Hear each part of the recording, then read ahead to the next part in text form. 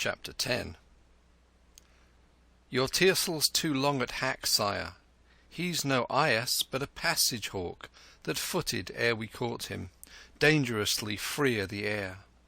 Faith, were he mine, as mine's the glove he binds to for his tirings, I'd fly him with a make-hawk. He's in Yarrock, plumed to the very point, so weathered. Give him the firmament God made for him, and what shall take the air of him? Gow's Watch. Lurgan Sahib did not use as direct speech, but his advice tallied with Mahbub's, and the upshot was good for Kim. He knew better now than to leave Lucknow city in native garb, and if Mahbub were anywhere within the reach of a letter, it was to Mahbub's camp he headed, and made his change under the Pathan's wary eye.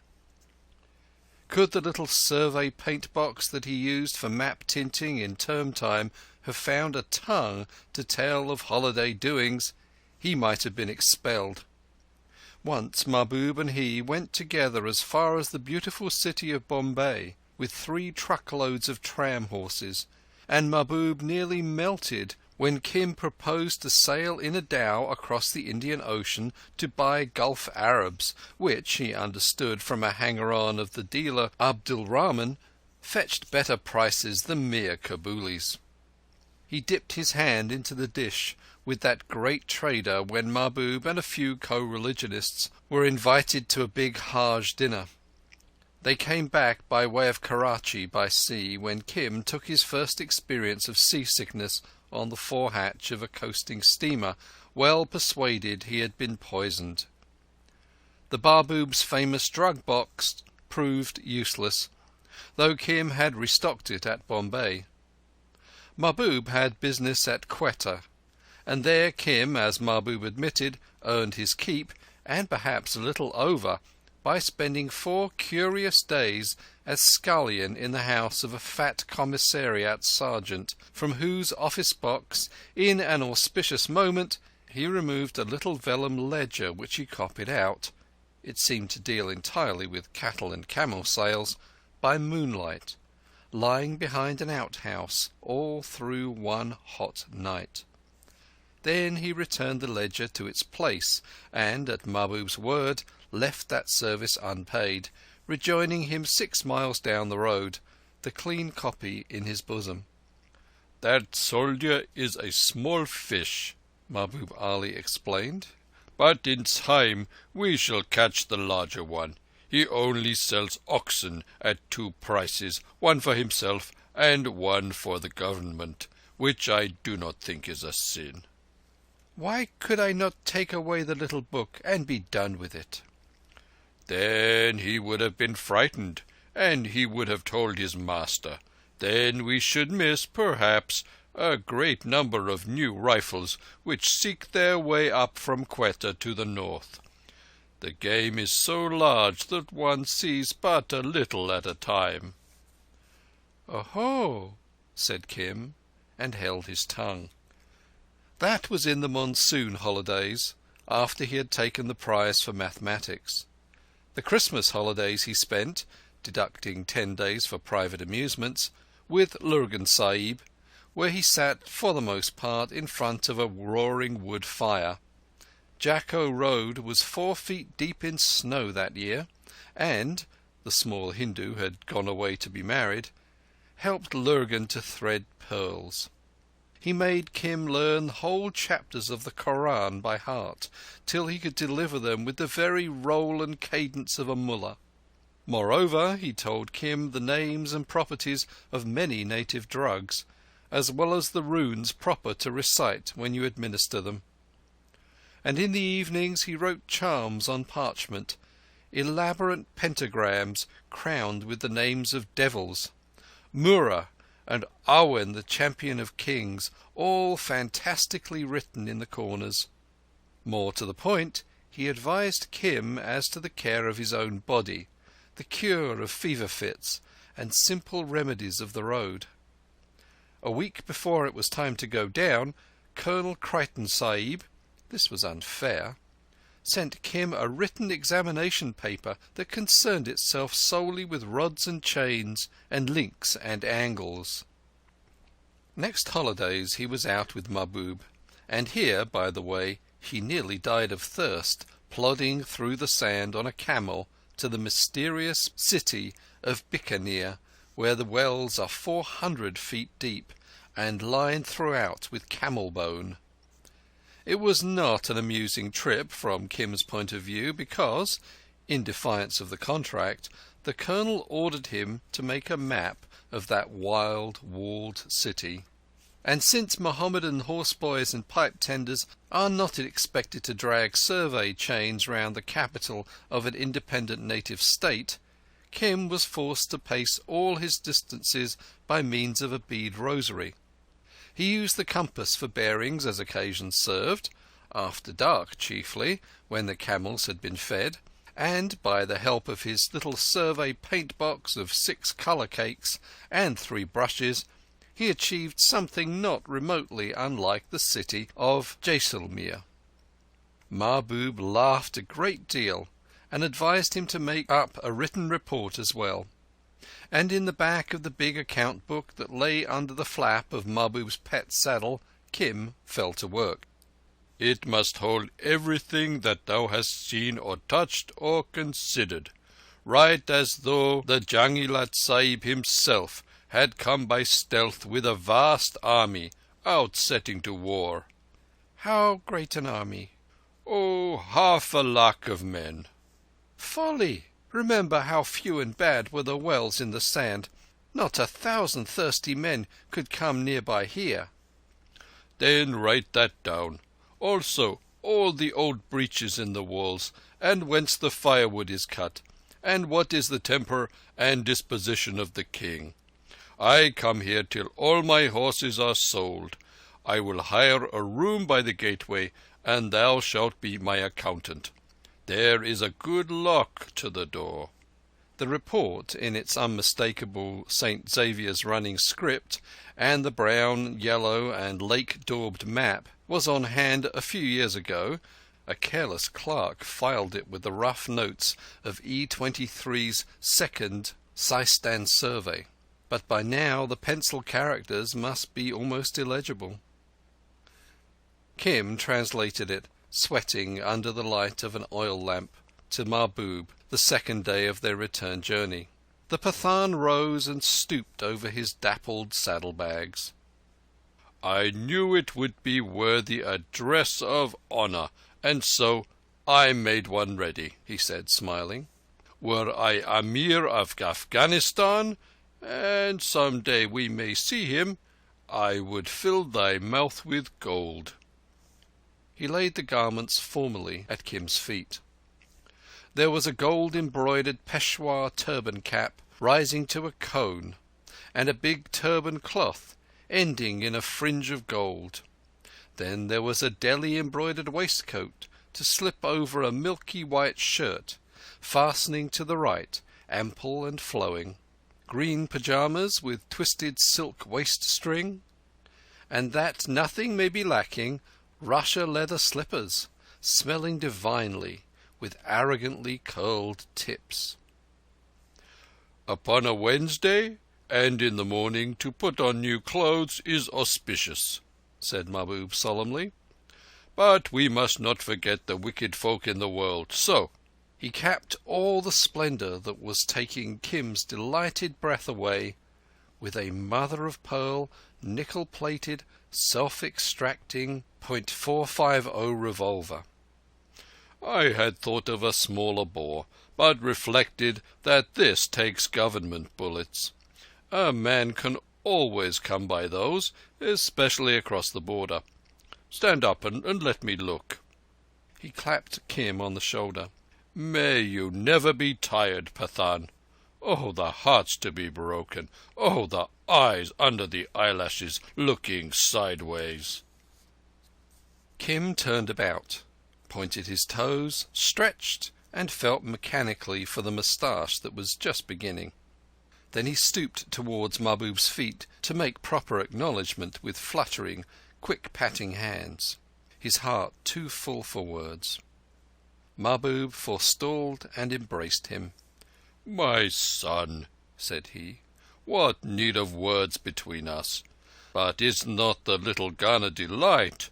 All 6 cartridges come out at one twist. It is born in the bosom next the skin, which, as it were, keeps it oiled.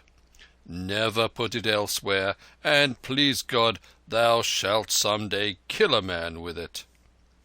"Hai mai," said Kim ruefully. "If a Sahib kills a man, he is hanged in the jail." "True, but one pace beyond the border, men are wiser. Put it away, but fill it first. Of what use is a gun unfed?" "When I go back to the Madrissah, I must return it. They do not allow little guns. Thou wilt keep it for me?" "Son, I am wearied of that Madrissah, where they take the best years of a man to teach him what he can only learn upon the road. The folly of the Sahibs has neither top nor bottom. No matter. Maybe thy written report shall save thee further bondage. And God, He knows we need men more and more in the game." They marched, jaw-bound against blowing sand, across the salt desert to Jodhpur, where Mahbub and his handsome nephew Habib Ullah did much trading. And there, sorrowfully in European clothes, which he was fast outgrowing, Kim went second class to St. Xavier's. 3 weeks later, Colonel Crichton, pricing Tibetan ghost daggers at Lurgan's shop, faced Mahbub Ali openly mutinous. Lurgan Sahib operated as support in reserve. "The pony is made, finished, mouthed and paced, Sahib. From now on, day by day, he will lose his manners if he is kept at tricks. Drop the rein on his back and let go," said the horse dealer. "We need him." "But he is so young, Mahbub. Not more than 16, is he?" "When I was 15, I had shot my man and begot my man, Sahib." "You impenitent old heathen!" Crichton turned to Lurgan. The black beard nodded assent to the wisdom of the Afghans dyed scarlet. "I should have used him long ago," said Lurgan. "The younger the better. That is why I always have my really valuable jewels watched by a child. You sent him to me to try. I tried him in every way. He is the only boy I could not make see things." "In the crystal? In the ink pool?" demanded Mahbub. "No, under my hand, as I told you. That has never happened before. It means that he is strong enough. But you think it skittles, Colonel Crichton, to make any one do anything he wants, and that is 3 years ago. I have taught him a good deal since, Colonel Crichton. I think you waste him now." Maybe you're right. But, as you know, there is no survey work for him at present." "Let him out. Let him go," Mahbub interrupted. "Who expects any colt to carry heavy weight at first? Let him run with the caravans, like our white camel colts, for luck. I would take him out myself, but—" "There is a little business where he would be most useful in the south," said Lurgan, with particular suavity, dropping his heavy blued eyelids. "E23 has that in hand," said Crichton quickly. "He must not go down there. Besides, he knows no Turkey." "Only tell him the shape and the smell of the letters we want, and he will bring them back," Lurgan insisted. "No, that is a man's job," said Crichton. It was a wry-necked matter of unauthorized and incendiary correspondence between a person who claimed to be the ultimate authority in all matters of the Mohammedan religion throughout the world and a younger member of a royal house who had been brought to book for kidnapping women within British territory. The Moslem archbishop had been emphatic and over-arrogant. The young prince was merely sulky at the curtailment of his privileges, but there was no need he should continue a correspondence which might some day compromise him. One letter, indeed, had been procured, but the finder was later found dead by the roadside in the habit of an Arab trader, as E23, taking up the work, duly reported. These facts, and a few others not to be published, made both Mahbub and Crichton shake their heads. "Let him go out with his red llama," said the horse-dealer with visible effort. "He is fond of the old man. He can learn his paces by the rosary at least." "I have had some dealings with the old man by letter," said Colonel Crichton, smiling to himself. "Whither goes he?" "Up and down the land, as he has these 3 years. He seeks a river of healing. God's curse upon all." Mahbub checked himself. "He beds down at the temple of the Tirthankars, or at Buddha Gaya when he is in from the road. Then he goes to see the boy at the madrisha, as we know, for the boy was punished for it twice or thrice. He is quite mad, but a peaceful man. I have met him. The Babu also has had dealings with him. We have watched him for 3 years. Red llamas are not so common in Hind that one loses track." "Babus are very curious," said Lurgan meditatively. "Do you know what Hari Babu really wants? He wants to be made a member of the Royal Society by taking ethnological notes. I tell him about the Lama everything which Mahbub and the boy have told me. Hari Babu goes down to Benares at his own expense, I think." "I don't," said Crichton briefly. He had paid Hari's travelling expenses out of a most lively curiosity to learn what the Lama might be. "And he applies to the Lama for information on Lamaism and devil dances and spells and charms several times in these few years." "Holy Virgin! I could have told him all that years ago. I think Hari Babu is getting too old for the road. He likes better to collect manners and customs information. Yes, he wants to be an FRS. "Hari thinks well of the boy, doesn't he?" "Oh, very indeed. We have had some pleasant evenings at my little place. But I think it would be waste to throw him away with Hari on the ethnological side." "Not for a first experience. How does that strike you, Mahbub? Let the boy run with the Lama for 6 months. After that we can see. He will get experience." "He has it already, Sahib, as a fish controls the water he swims in. But for every reason it will be well to loose him from the school." "Very good then," said Crichton, half to himself. "He can go with the Lama, and if Hari Babu cares to keep an eye on them, so much the better. He won't lead the boy into any danger as Mahbub would. Curious, his wish to be an FRS. Very human, too. He is the best on the ethnological side, Hari." No money and no preferment would have drawn Crichton from his work on the Indian Survey, but deep in his heart also lay the ambition to write FRS after his name. Honours of a sort he knew could be obtained by ingenuity and the help of friends, but to the best of his belief nothing save work, papers representing a life of it, took a man into the society which he had bombarded for years with monographs on strange Asiatic cults and unknown customs. 9 men out of 10 would flee from a Royal Society soiree in extremity of boredom, but Crichton was the 10th, and at times his soul yearned for the crowded rooms in easy London, where silver-haired, bald-headed gentlemen, who know nothing of the army, move among spectroscopic experiments, the lesser plants of the frozen tundras, electric flight measuring machines, and apparatus for slicing into fractional millimetres the left eye of the female mosquito. By all right and reason, it was the Royal Geographical that should have appealed to him, but men are as chancy as children in their choice of playthings. So Crichton smiled and thought the better of Hari Babu, moved by like desire. He dropped the ghost dagger and looked up at Mahbub. "How soon can we get the colt from the stable?" said the horse dealer, reading his eyes.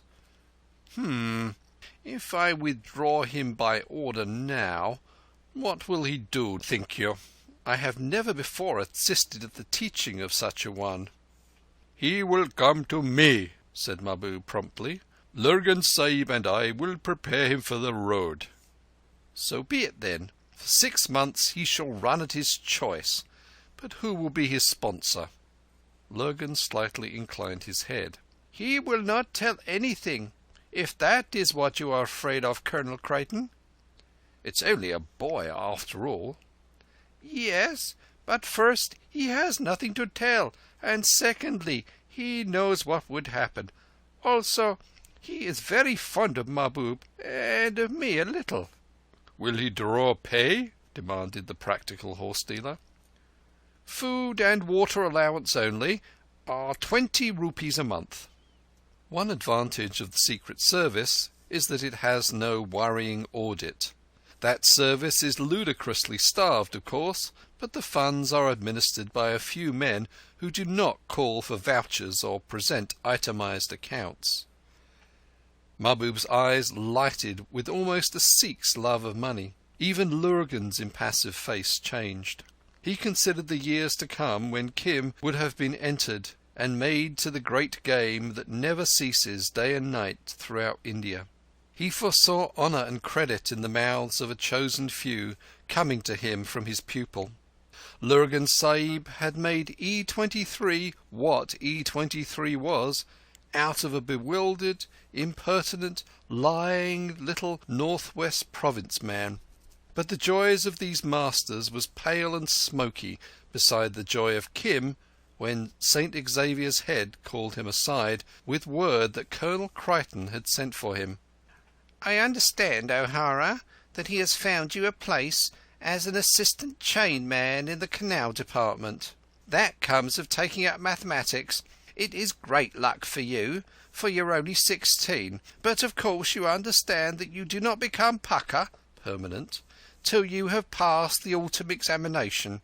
So you must not think you are going out into the world to enjoy yourself, or that your fortune is made. There is a great deal of hard work before you. Only if you succeed in becoming pukka, you can rise, you know, to 450 a month."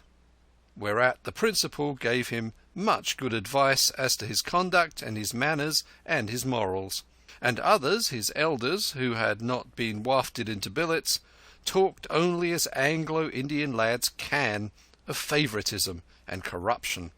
Indeed, young Cazalet, whose father was a pensioner at Chunar, hinted very broadly that Colonel Creighton's interest in Kim was directly paternal, and Kim, instead of retaliating, did not even use language. He was thinking of the immense fun to come, of Mahbub's letter of the day before, all neatly written in English, making appointment for that afternoon in a house the very name of which would have crisped the principal's hair with horror. Said Kim to Mahbub in Lucknow railway station that evening, above the luggage scales, "I feared lest, at the last, the roof would fall on me and cheat me. Is it indeed all finished, O my father?" Mahbub snapped his fingers to show the utterness of that end, and his eyes blazed like red coals. "Then where is the pistol, that I may wear it?" "Softly. A half-year. To run without heel ropes. I begged that much from Colonel Creighton Sahib. At 20 rupees a month. Old Red Hat knows that thou art coming." "I will pay thee dasturi (commission) on my pay for 3 months," said Kim gravely. "Yea, 2 rupees a month. But first we must get rid of these." He plucked his thin linen trousers and dragged at his collar. "I have brought with me all that I need on the road. My trunk has gone up to Lurgan Sahib's." "Who sends his salams to thee, Sahib?" "Lurgan Sahib is a very clever man. But what dost thou do?" "I go north again, upon the great game. What else? Is thy mind still set on following the old Red Hat?" Do not forget he made me that I am, though he did not know it. Year by year he sent the money that taught me." "I would have done as much, had it struck my thick head," Mahbub growled. "Come away. The lamps are lit now, and none will mark thee in the bazaar. We go to Hanifa's house." On the way thither, Mahbub gave him much the same sort of advice as his mother gave to Lemuel, and curiously enough, Mahbub was exact to point out how Hanifa and her likes destroyed kings. "And I remember," he quoted maliciously, "one who said, 'Thrust a snake before a harlot, and a harlot before a Pathan, Mahbub Ali.' Now, excepting as to Pathans, of whom I am one, all that is true. Most true is it in the great game, for it is by means of women that all plans come to ruin, and we lie out in the dawning with our throats cut.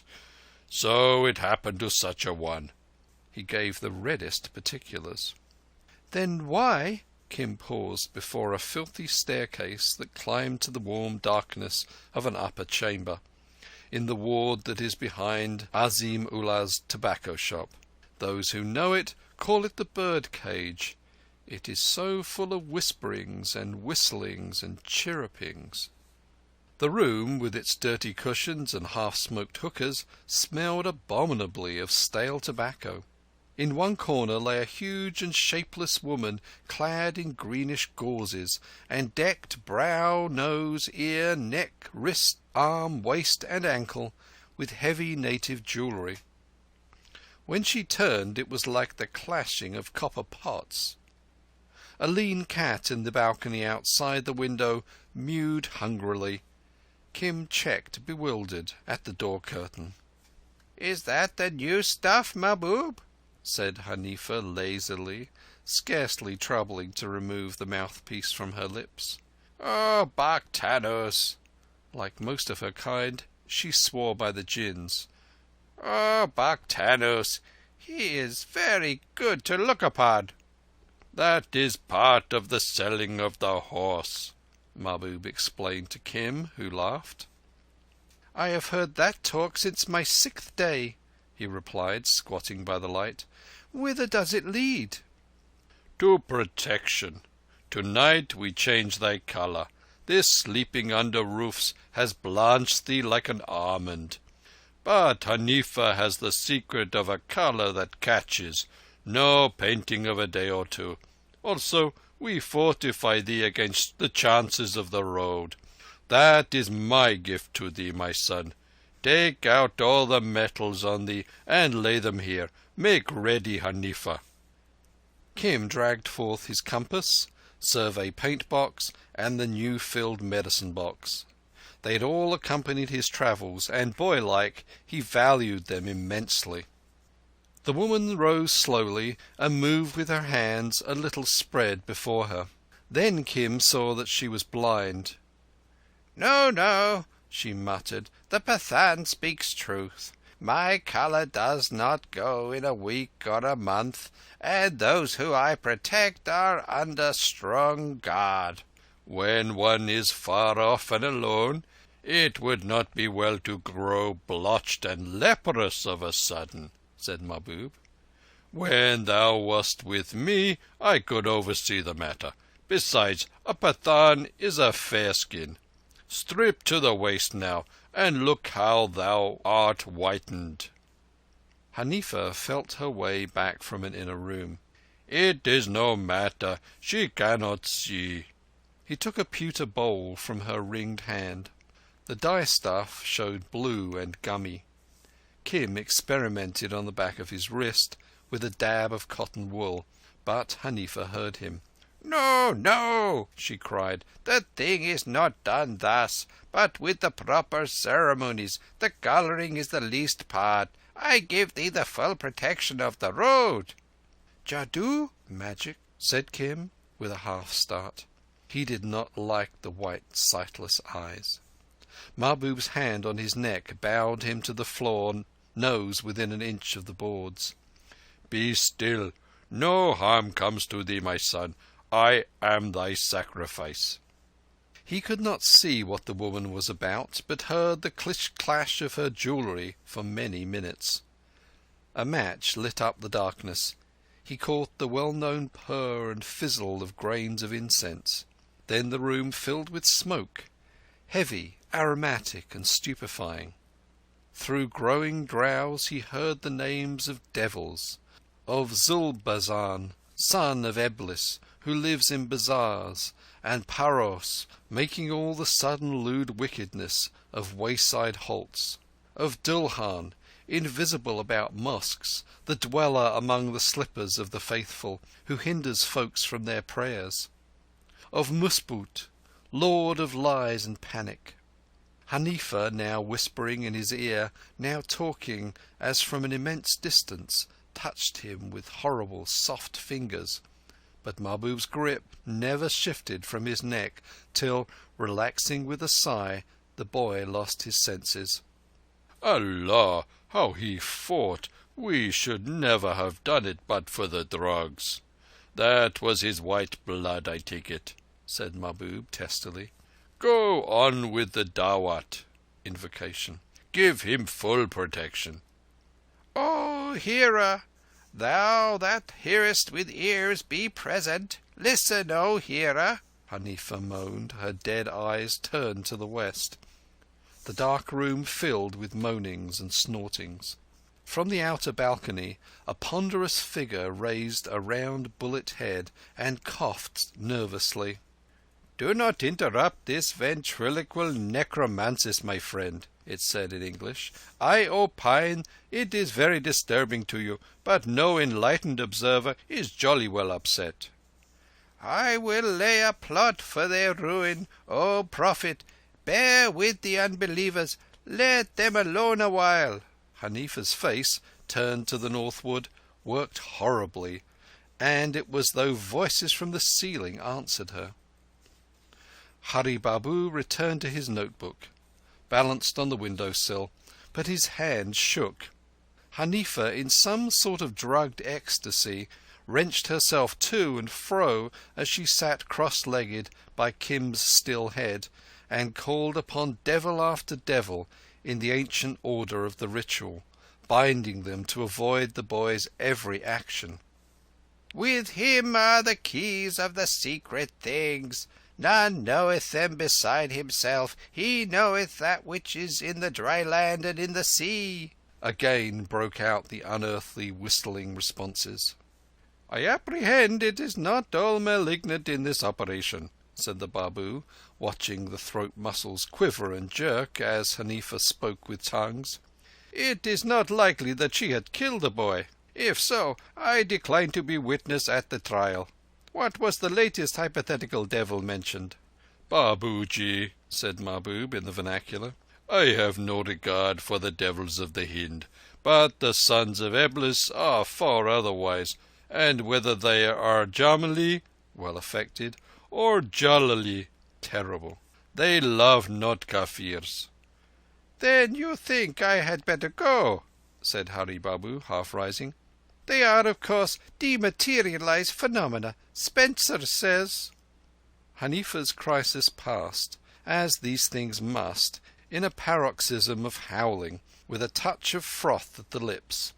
She lay spent and motionless beside Kim, and the crazy voices ceased. "Wow, that work is done. May the boy be better for it. And Hanifa is surely a mistress of Dawat. Help haul her aside, Babu. Do not be afraid." "How am I to fear the absolutely non-existent?" said Hari Babu, talking English to restore himself. It is an awful thing still to dread the magic that you contemptuously investigate, to collect folklore for the Royal Society with a lively belief in all powers of darkness. Mahbub chuckled. He had been out with Hari on the road ere now. "Let us finish the colouring," said he. "The boy is well protected if the lords of the air have ears to hear.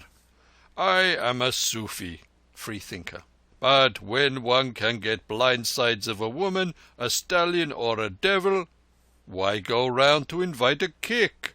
Set him upon the way, Babu, and see that old Red Hat does not lead him beyond our reach. I must get back to my horses." "All right," said Hurry Babu. "He is at present curious spectacle." About third cockcrow, Kim woke after a sleep of thousands of years. Hanifa in her corner snored heavily, but Mahbub was gone. "I hope you were not frightened," said an oily voice at his elbow. "I superintended the entire operation, which was most interesting from ethnological point of view. It was high-class dawat." "Ah," said Kim, recognizing Hurry Babu, who smiled ingratiatingly. "And also I had honour to bring down from Lurgan your present costume. I am not in the habit of officially carrying such gauds to subordinates, but," he giggled, "your case is noted as exceptional on the books. I hope Mr. Lurgan will take note my action." Kim yawned and stretched himself. It was good to turn and twist within loose clothes once again. "What is this?" He looked curiously at the heavy duffel stuff loaded with the scents of the far north. "Oh, that is inconspicuous dress of chela attached to service of Lamiastic Lama. Complete in every particular," said Hurry Babu, rolling into the balcony to clean his teeth at a goglet. "I am of opinion it is not your old gentleman's precise religion, but rather sub-variant of same. I have contributed rejected notes to Asiatic Quarterly Review on these subjects. Now it is curious that the old gentleman himself is totally devoid of religiosity. He is not a damn particular." "Do you know him?" Hurry Babu held up his hand to show that he was engaged in the prescribed rites that accompany tooth-cleaning and such things among decently bred Bengalis. Then he recited in English an Arya Samaj prayer of a theistical nature and stuffed his mouth with pan and betel. "Oh, yes. I have met him several times at Benares and also at Buddha Gaya to interrogate him on religious points and devil worship. He is pure agnostic, same as me." Hanifa stirred in her sleep, and Hurry Babu jumped nervously to the copper incense burner, all black and discoloured in morning light, rubbed a finger in the accumulated lamp-black, and drew it diagonally across his face. "Who has died in thy house?" asked Kim in the vernacular. "None, but she may have the evil eye, that sorceress," the Babu replied. "What dost thou do now, then?" "I will set thee on thy way to Benares, if thou goes thither, and tell thee what must be known by us." "I go. At what hour runs the terrain?" He rose to his feet, looked round the desolate chamber and at the yellow wax face of Hanifa as the low sun stole across the floor.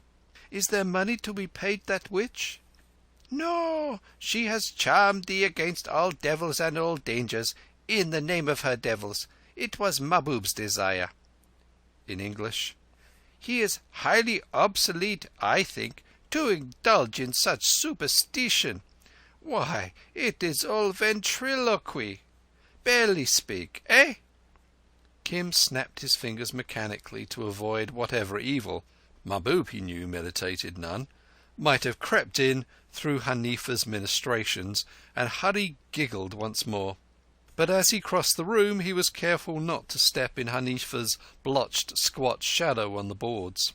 Witches, when their time is on them, can lay hold of the heels of a man's soul if he does that.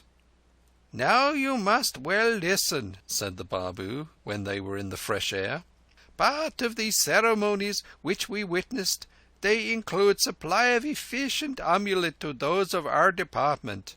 If you feel in your neck, you will find one small silver amulet, very cheap. That is ours. Do you understand?"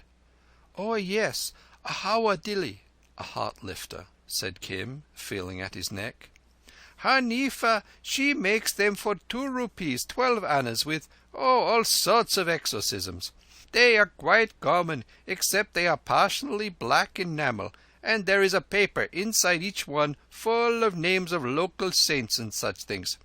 That is Hanifa's lookout, you see. Hanifa makes them only for us, but in case she does not, when we get them we put in, before issue, one small piece of turquoise. Mr. Lurgan, he gives them. There is no other source of supply, but it was me invented all this. It is strictly unofficial, of course, but convenient for subordinates. Colonel Crichton, he does not know. He is European. The turquoise is wrapped in the paper. Yes, that is road to railway station. Now, suppose you go with the Lama or with me, I hope, some day, or with Mahbub. Suppose we get into damn tight place. I am a fearful man, most fearful. But I tell you, I have been in damn tight places more than hairs on my head. You say, I am son of the charm. Very good. I do not quite understand. We must not be heard talking English here. That is all right. I am only Babu showing off my English to you. All we Babus talk English to show off, said Hari, flinging his shoulder cloth jauntily. As I was about to say, son of the charm. That means you may be a member of the Sat Bahai, the Seven Brothers, which is Hindi and Tantric. It is popularly supposed to be extinct society, but I have written notes to show it is still extant. You see, it is all my invention. Very good. Sat Bahai has many members, and perhaps before they jolly well cut your throat, they may give you just a chance for life. That is useful, anyhow. And moreover, these foolish natives, if they are not too excited, they always stop to think before they kill a man who says he belongs to any specific organization, you see. You say then when you are in tight place, I am son of the charm, and you get perhaps your second wind. That is only in extreme circumstances, or to open negotiations with a stranger. Can you quite see? Very good. But suppose now I or any one of the department came to you dressed quite different. You would not know me at all unless I chose, I bet you. Some day I will prove it.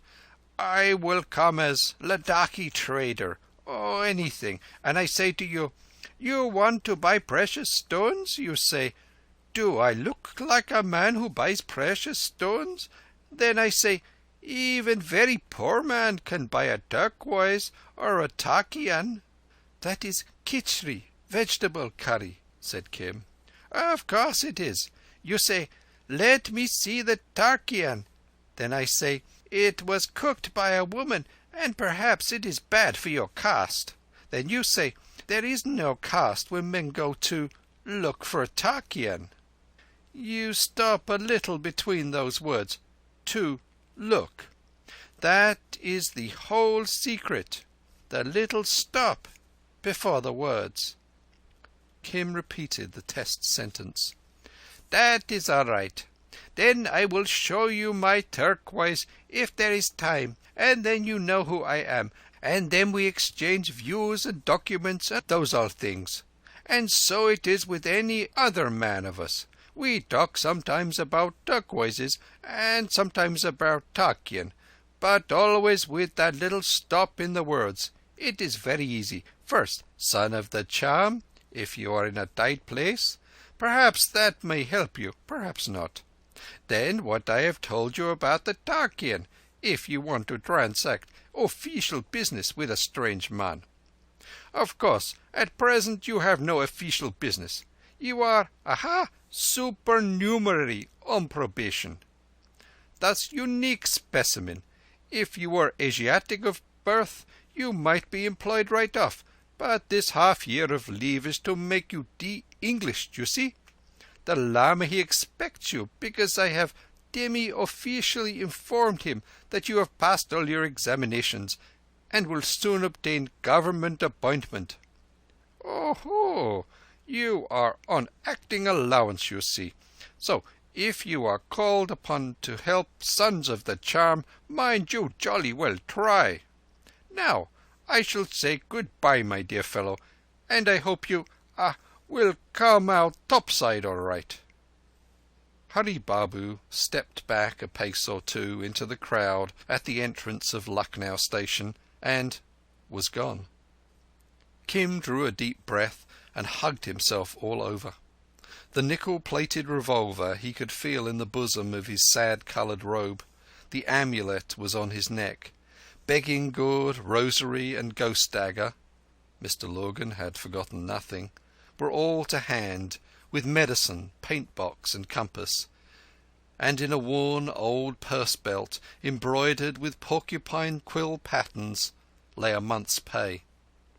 Kings could be no richer. He bought sweetmeats in a leaf cup from a Hindu trader and ate them with glad rapture till a policeman ordered him off the steps.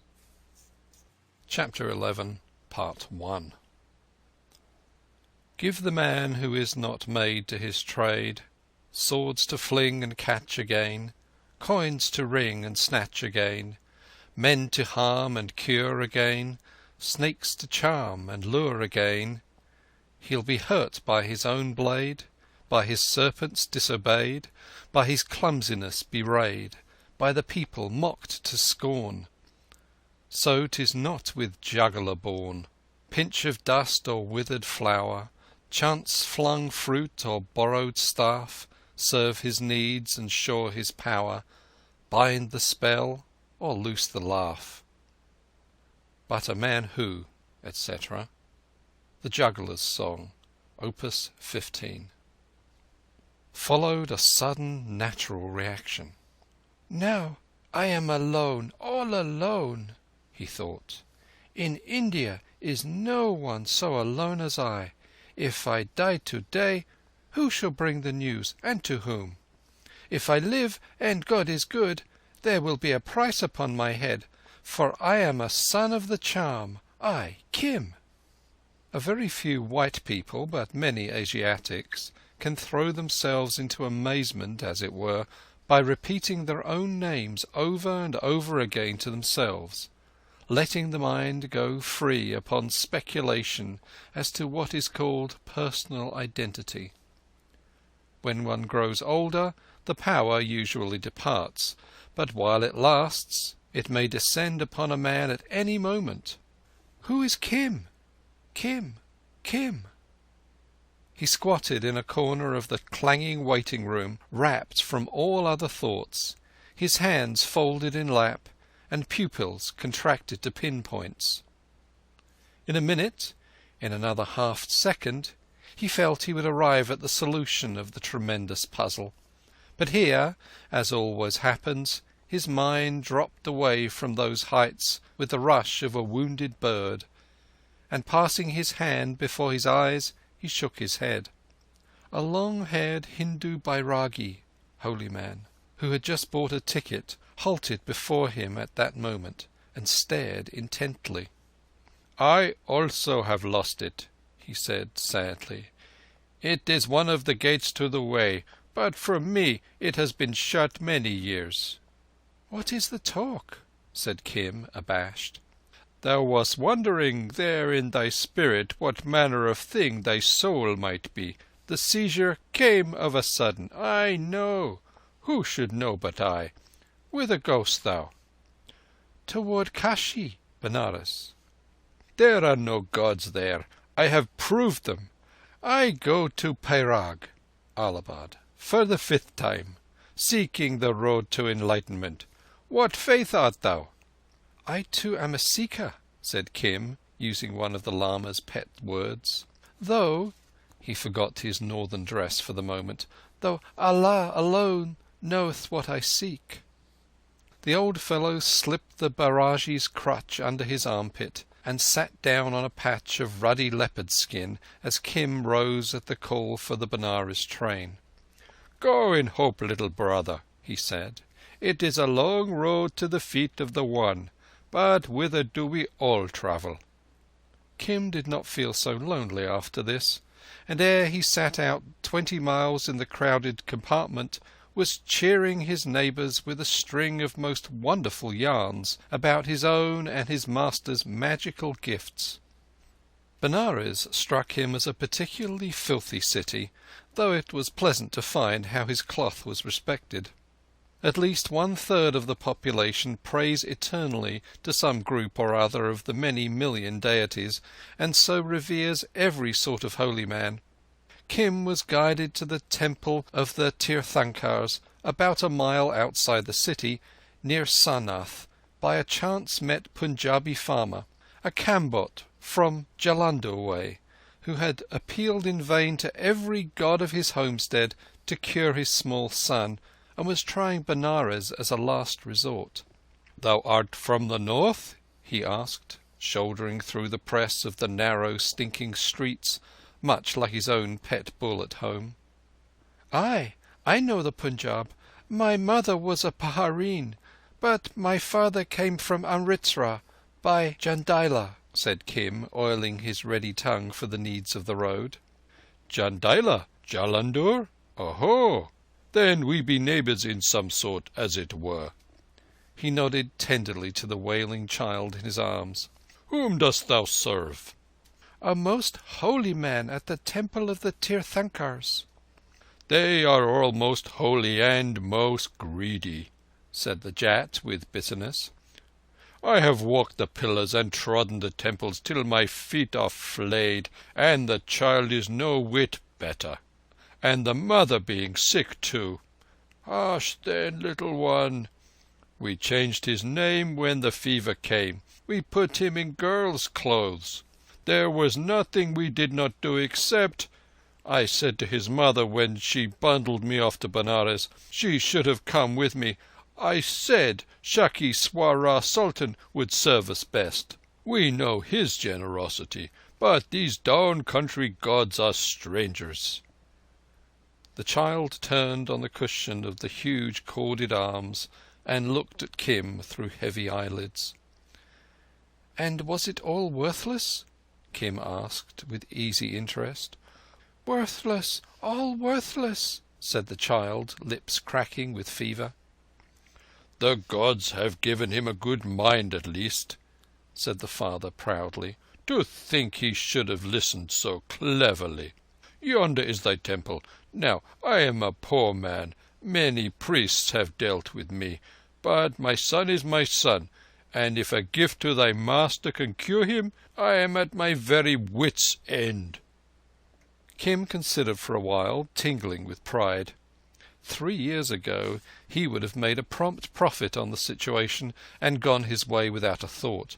But now the very respect the Jat paid him proved that he was a man. Moreover, he had tasted fever once or twice already, and knew enough to recognize starvation when he saw it. "Call him forth, and I will give him a bond on my best yoke, so that the child is cured." Kim halted at the carved outer door of the temple. A white-clad Oswal banker from Ajmer, his sins of usury new wiped out, asked him what he did. "I am Chela to Teshu Lama, and Holy One from Bhotiyal, within there. He bade me come. I wait. Tell him." "Do not forget the child," cried the importunate Jat over his shoulder, and then he bellowed in Punjabi, "O Holy One, O disciple of the Holy One, O gods above all the worlds, behold affliction sitting at the gate." That cry is so common in Benares that the passers never turned their heads. The Oswal, at peace with mankind, carried the message into the darkness behind him, and the easy, uncounted Eastern minutes slid by. For the Lama was asleep in his cell, and no priest would wake him.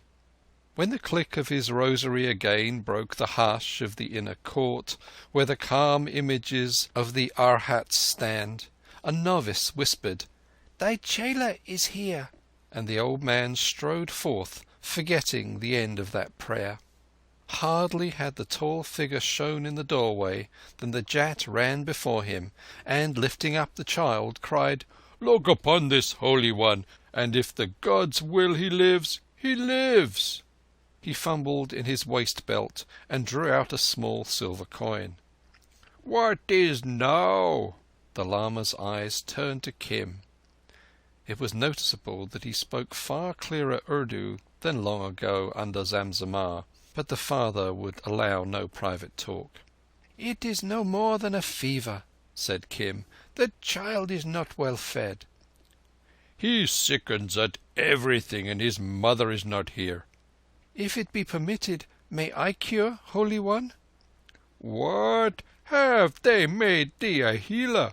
Wait here," said the lama, and he sat down by the Jat upon the lowest step of the temple, while Kim, looking out of the corner of his eyes, slowly opened the little beetle box. He had dreamed dreams at school of returning to the lama as a Sahib, of chaffing the old man before he revealed himself. Boys' dreams all. There was more drama in this abstracted, brow-puckered search through the tabloid bottles, with a pause here and there for thought and a muttered invocation between whiles. Quinine he had in tablets, and dark brown meat lozenges, beef most probably. That was not his business. The little thing would not eat, but it sucked at a lozenge greedily, and said it liked the salt taste. "Take then these 6. Kim handed them to the man. "Praise the gods, and boil 3 in milk, the other 3 in water. After he has drunk the milk, give him this." It was the half of a quinine pill. "And wrap him warm. Give him the water of the other 3, and the other half of this white pill when he wakes. Meantime, here is another brown medicine that he may suck at on the way home." "Gods, what wisdom!" said the Kamboh, snatching. It was as much as Kim could remember of his own treatment in a bout of autumn malaria, if you accept the patter that he had added to impress the lama. "Now go. Come again in the morning."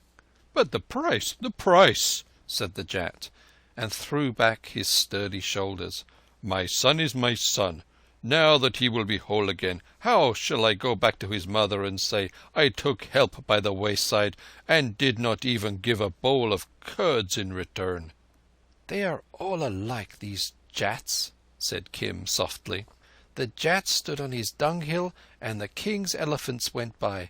'O driver,' said he, 'what will you sell those little donkeys for?' The Jat burst into a roar of laughter, stifled with apologies to the lama. "It is the saying of my own country, the very talk of it. So are we Jats all. I will come tomorrow with the child, and the blessing of the gods of the homesteads, who are good little gods, be on you both.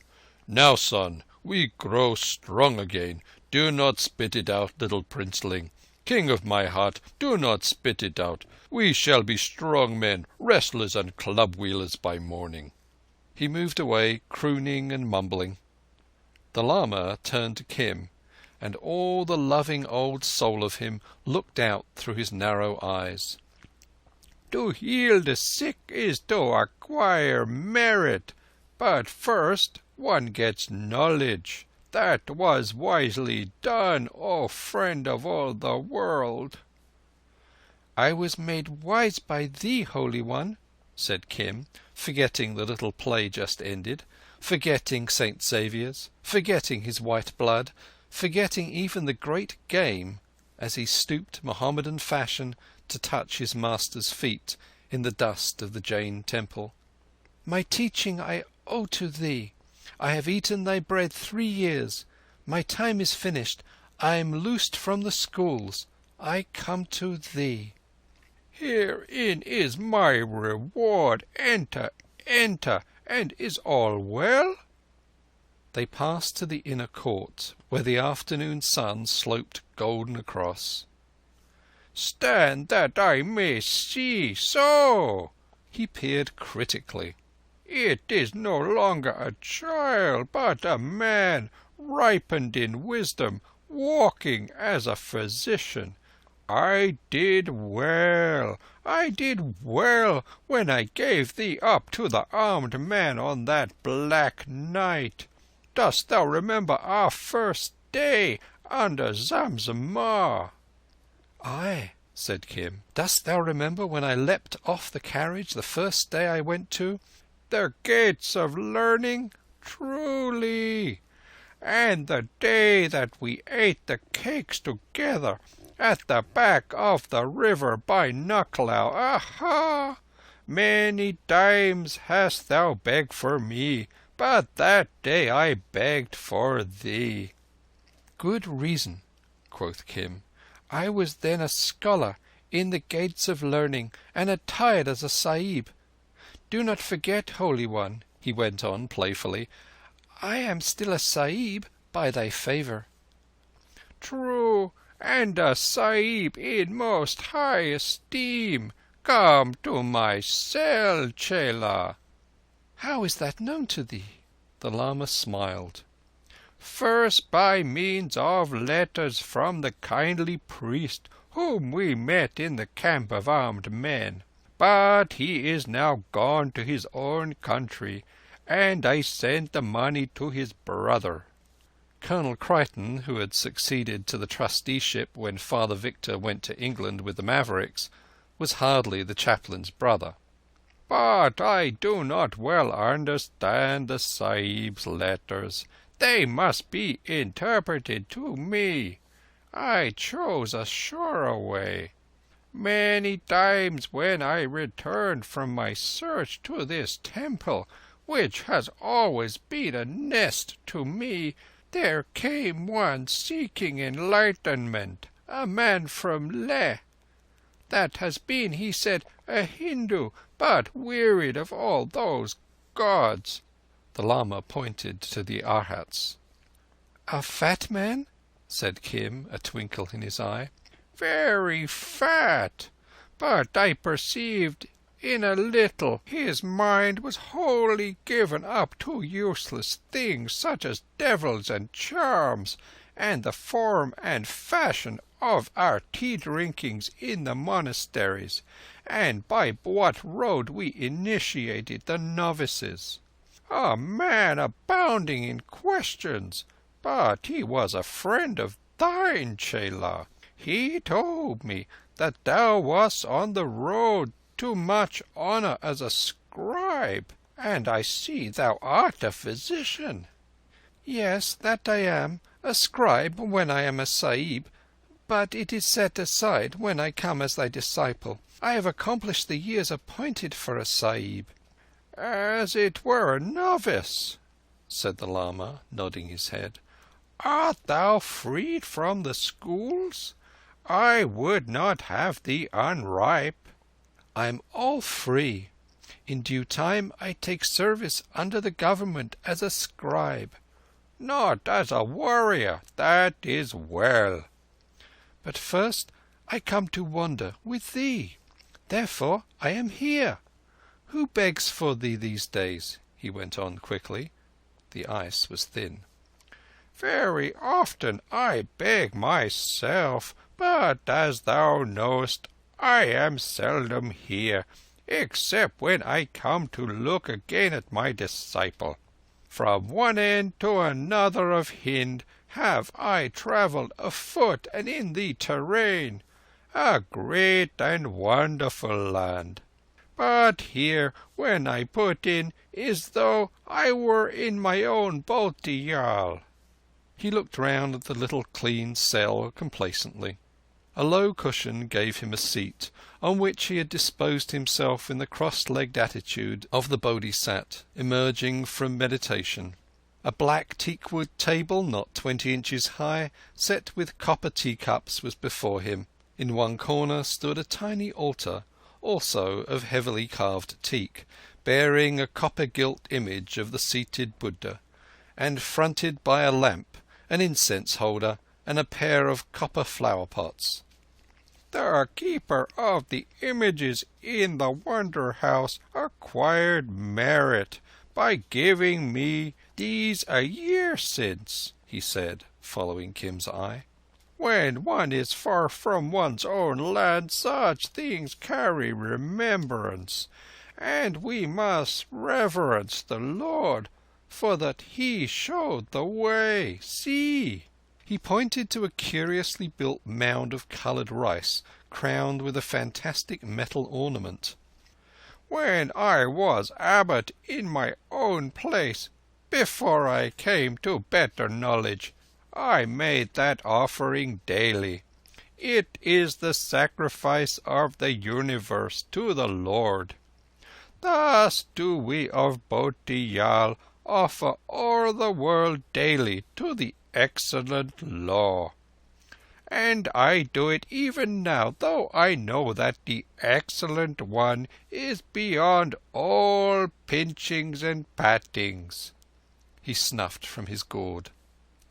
"It is well done, Holy One," Kim murmured, sinking at ease on the cushions, very happy and rather tired. "And also," the old man chuckled, "I write pictures of the wheel of life. 3 days to a picture. I was busied on it, or it may be I shut my eyes a little when they brought word of thee. It is good to have thee here. I will show thee my art, not for pride's sake, but because thou must learn. The Sahibs have not all this world's wisdom." He drew from under the table a sheet of strangely scented yellow Chinese paper, the brushes, and a slab of Indian ink. In cleanest, severest outlines he had traced the great wheel with its 6 spokes, whose centre is the conjoined hog, snake, and dove, ignorance, anger, and lust, and whose compartments are all the heavens and hells, and all the chances of human life. Men say that the Bodhisattva himself first drew it with grains of rice upon dust to teach his disciples the cause of things. Many ages have crystallized it into a most wonderful convention, crowded with hundreds of little figures, whose every line carries a meaning. Few can translate the picture parable. There are not 20 in all the world who can draw it surely without a copy.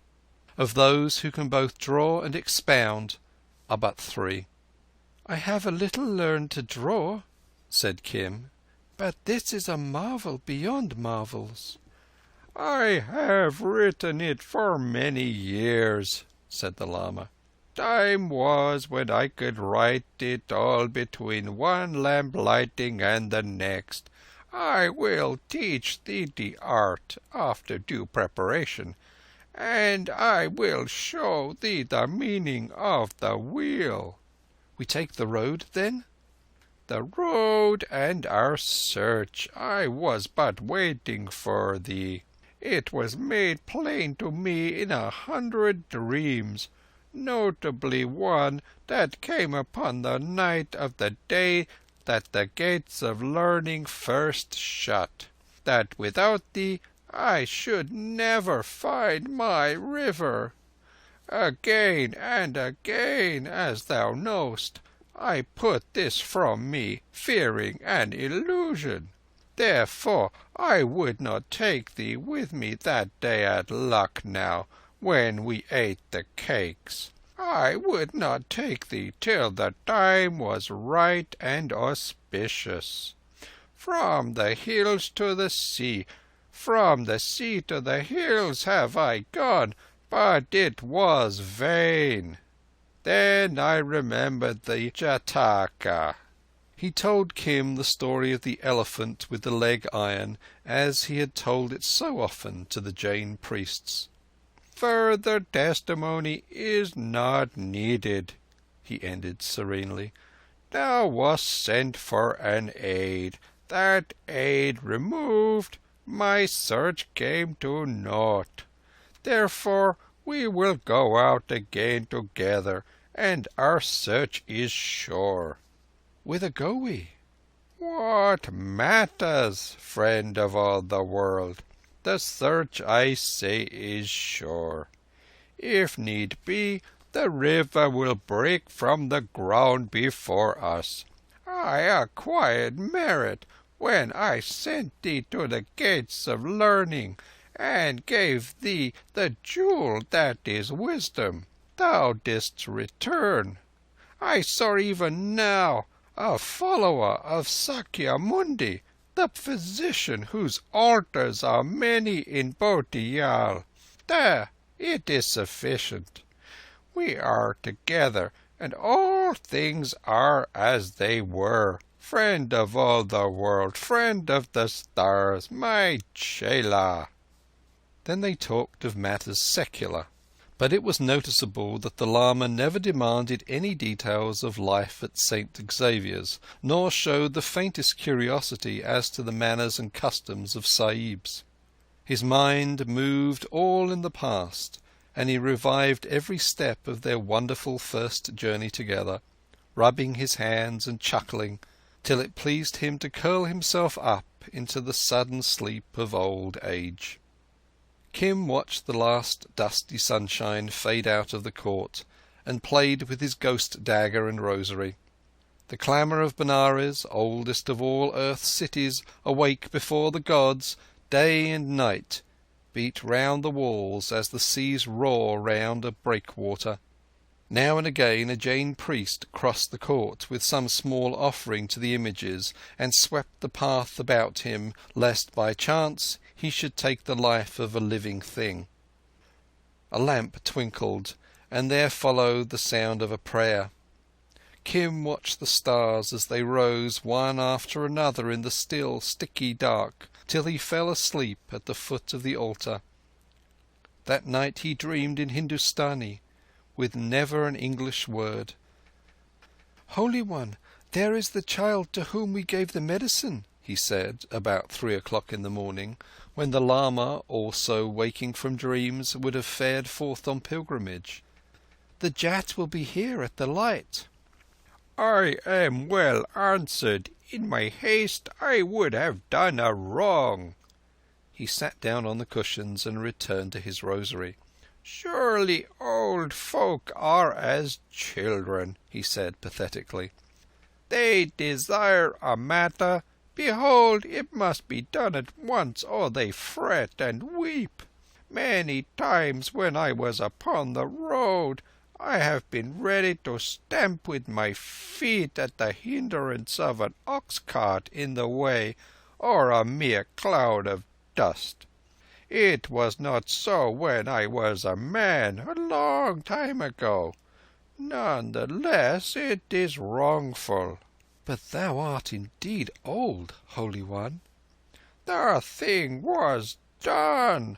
A cause was put out into the world, and old or young, sick or sound, knowing or unknowing, who can rein in the effect of that cause? Does the wheel hang still if a child spin it or a drunkard? Chela, this is a great and terrible world." "I think it good," Kim yawned. "What is there to eat? I have not eaten since yesterday even." "I had forgotten thy need. Yonder is good bhotiyal tea and cold rice." "We cannot walk far on such stuff." Kim felt all the European's lust for flesh meat, which is not accessible in a Jain temple. Yet, instead of going out at once with the begging bowl, he stayed his stomach on slabs of cold rice till the full dawn. It brought the farmer, voluble, stuttering with gratitude. "In the night the fever broke and the sweat came," he said. "Feel here. His skin is fresh and new. He esteemed the salt lozenges and took milk with greed." He drew the cloth from the child's face, and it smiled sleepily at Kim. A little knot of Jain priests, silent but all observant, gathered by the temple door. They knew, and Kim knew that they knew, how the old lama had met his disciple. Being courteous folk, they had not obtruded themselves overnight by presence, word or gesture. Wherefore Kim repaid them as the sun rose. "Thank the gods of the Jains, brother," he said, not knowing how these gods were named. "The fever is indeed broken." "Look! See!" The lama beamed in the background upon his hosts of 3 years. "Was there ever such a chela? He follows our Lord the Healer." "Now, The Jains officially recognize all the gods of the Hindu creed, as well as the lingam and the snake. They wear the Brahmitical thread. They adhere to every claim of Hindu caste law. But because they know and love the Lama, because he was an old man, because he sought the way, because he was their guest, and because he catalogued long of nights with the head priest, as free-thinking a metaphysician has ever split one hair into 70, they murmured assent. "Remember," Kim bent over the child, "this trouble may come again." "Not if thou hast the proper spell," said the father. "But in a little while we go away." "True," said the Lama to all the Jains. "We go together upon the search, whereof I have often spoken. I waited till my chela was ripe. Behold him, we go north. Never again shall I look upon this place of my rest, O people of good will." "But I am not a beggar." The cultivator rose to his feet, clutching the child. "Be still. Do not trouble the Holy One," a priest cried. "Go," Kim whispered. "Meet us again under the big railway bridge, and for the sake of all the gods of our Punjab, bring food, curry, pulse cakes, fried in fat, and sweetmeats, specially sweetmeats. Be swift." The pallor of hunger suited Kim very well as he stood, tall and slim, in his sad-coloured sweeping robes, one hand on his rosary and the other in the attitude of benediction, faithfully copied from the Lama. An English observer might have said that he looked rather like the young saint of a stained-glass window, whereas he was but a growing lad, faint with emptiness. Long and formal were the farewells, thrice ended and thrice renewed. The seeker, he who had invited the Lama to that haven from far-away Tibet, a silver-faced, hairless ascetic, took no part in it, but meditated, as always, alone among the images. The others were very human, pressing small comforts upon the old man, a betel box, a fine new iron pen-case, a food-bag and such like, warning him against the dangers of the world without, and prophesying a happy end to the search. Meanwhile, Kim, lonelier than ever, squatted on the steps, and swore to himself in the language of St. Xavier's. "But it is my own fault," he concluded.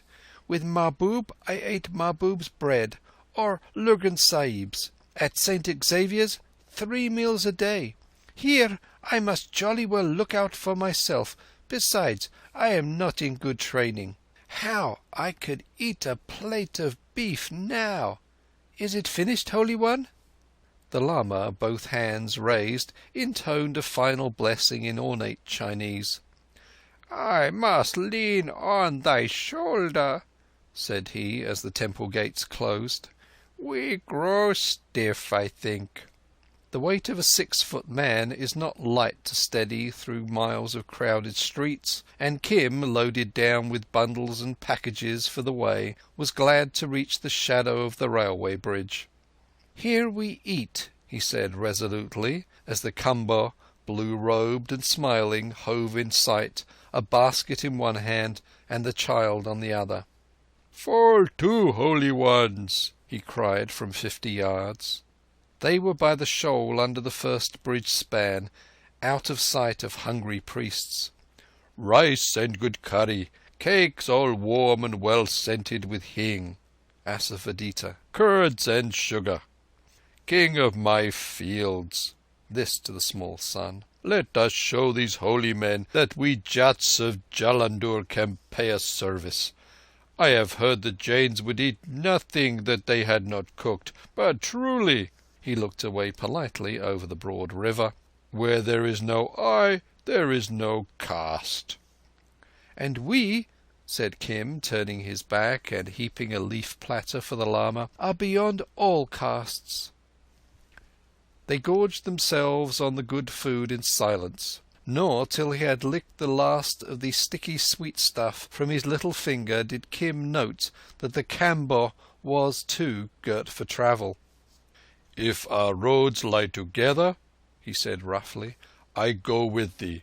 One does not often find a worker of miracles, and the child is still weak. But I am not altogether a reed.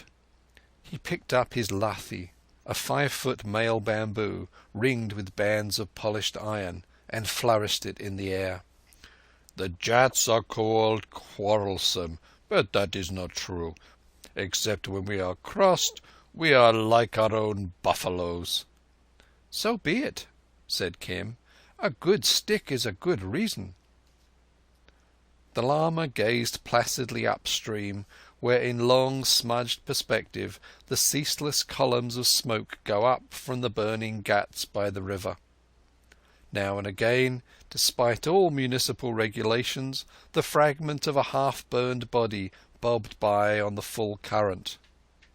But for thee, said the Kambo to Kim, drawing the child into his hairy breast, I might today have gone thither with this one.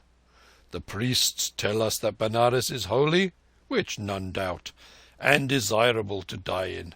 But I do not know their gods, and they ask for money, and when one has done one worship, a shaved head vows it is of none effect except one do another. Wash here, wash there, pour, drink, lave, and scatter flowers, but always pay the priests. No, the Punjab for me, and the soil of the Jalandhar Doab for the best soil in it. I have said many times in the temple, I think, that if need be, the river will open at our feet. We will therefore go north, said the lama, rising. I remember a pleasant place set about with fruit trees, where one can walk in meditation, and the air is cooler there. It comes from the hills and the snow of the hills. What is the name? Said Kim. How should I know? Didst thou not know that was after the army rose out of the earth and took thee away? I abode there in meditation, in a room against the dovecot, except when she talked eternally. Oh, the woman from Kulu. That is by Saharanpur. Kim laughed. How does the spirit move thy master? Does he go afoot for the sake of past sins? The Jat demanded cautiously. It is a far cry to Delhi. No, said Kim. I will beg ticket for the terrain. One does not own to the possession of money in India. Then, in the name of the gods, let us take the fire carriage. My son is best in his mother's arms. The government has brought on us many taxes, but it gives us one good thing, the terrain that joins friends and unites the anxious. A wonderful matter is the terrain. Chapter 11, Part 2. They all piled into it a couple of hours later and slept through the heat of the day.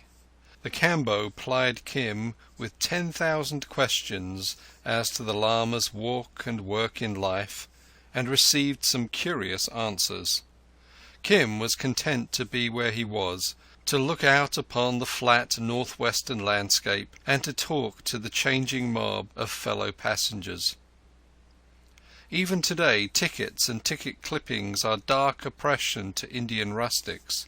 They do not understand why, when they have paid for a magic piece of paper, strangers should punch great pieces out of the charm. So long and furious are the debates between travellers and Eurasian ticket collectors.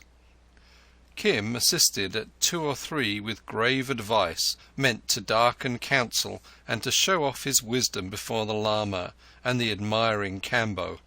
But at Somna Road the fates sent him a matter to think upon. There tumbled into the compartment, as the train was moving off, a mean, lean little person, a Maratha as far as Kim could judge by the cock of the tight turban. His face was cut, his muslin upper garment was badly torn, and one leg was bandaged. He told them that a country cart had upset and nearly slain him. He was going to Delhi, where his son lived. Kim watched him closely. If, as he asserted, he had been rolled over and over on the earth, there should have been signs of gravel rash on the skin. But all his injuries seemed clean cuts, and a mere fall from a cart could not cast a man into such extremity of terror. As, with shaking fingers, he knotted up the torn cloth about his neck, he laid bare an amulet of the kind called Keeper-up of the Heart.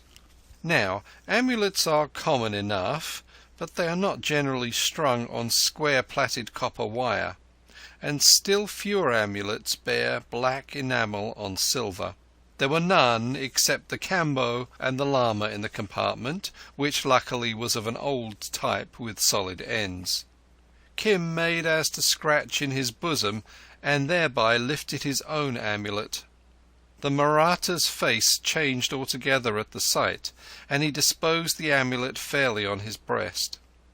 "Yes," he went on to the Kambo, "I was in haste, and the cart, driven by a bastard, bound its wheel in a water cut, and besides the harm done to me, there was lost a full dish of tarkeean. I was not a son of the charm (a lucky man) that day." "That was a great loss," said the Kambo, withdrawing interest. His experience of Benares had made him suspicious. "Who cooked it?" said Kim. "A woman." The Mahratta raised his eyes. "But all women can cook tarkeean," said the Kambo. "It is a good curry, as I know." "Oh yes, it is a good curry," said the Mahratta. "And cheap," said Kim.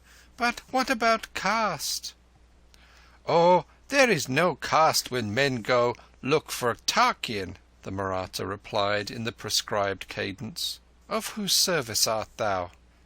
"Of the service of this Holy One." Kim pointed to the happy, drowsy Lama, who woke up with a jerk at the well-loved word. "Ah, he was sent from heaven to aid me. He is called Friend of all the World. He is also called Friend of the Stars. He walks as a physician, his time being ripe. Great is his wisdom." "And a son of the charm," said Kim under his breath, as the Kambo made haste to prepare a pipe lest the Mahratta should beg. "And who is that?" the Mahratta asked, glancing sideways nervously. "One whose child we have cured, who lies under great debt to us. Sit by the window, man from Jalandhur. Here is a sick one." "I have no desire to mix with chance-met wastrels. My ears are not long. I am not a woman wishing to overhear secrets." The Jat slid himself heavily into a far corner. "Art thou anything of a healer? I am 10 leagues deep in calamity," cried the Mahratta, picking up the cue. "This man is cut and bruised all over. I go about to cure him," Kim retorted. "None interfered between thy babe and me." "I am rebuked," said the Kambo meekly.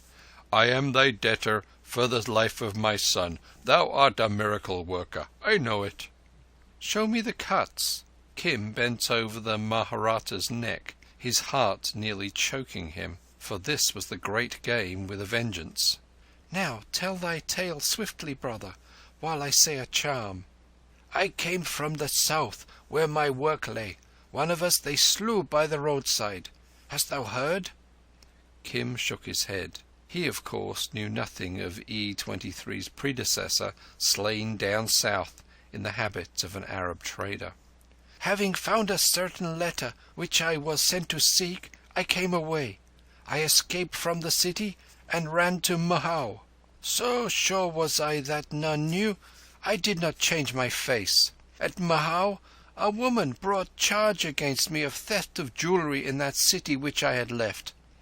Then I saw the cry was out against me. I ran from Mahau by night, bribing the police, who had been bribed to hand me over without questions to my enemies in the south. Then I lay in old Chittor city a week, a penitent in a temple. But I could not get rid of the letter which was my charge. I buried it under the Queen's stone at Chittor, in the place known to us all." Kim did not know, but not for worlds would he have broken the thread. "At Chittor, look you, I was all in King's country. For Kota to the east is beyond the Queen's law, and east again lie Jaipur and Gwalior. Neither love spies, and there is no justice. I was hunted like a wet jackal, but I broke through at Bandakui, where I heard there was a charge against me of murder in the city I had left, of the murder of a boy.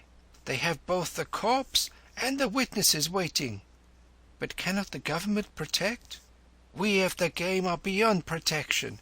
If we die, we die. Our names are blotted from the book, that is all.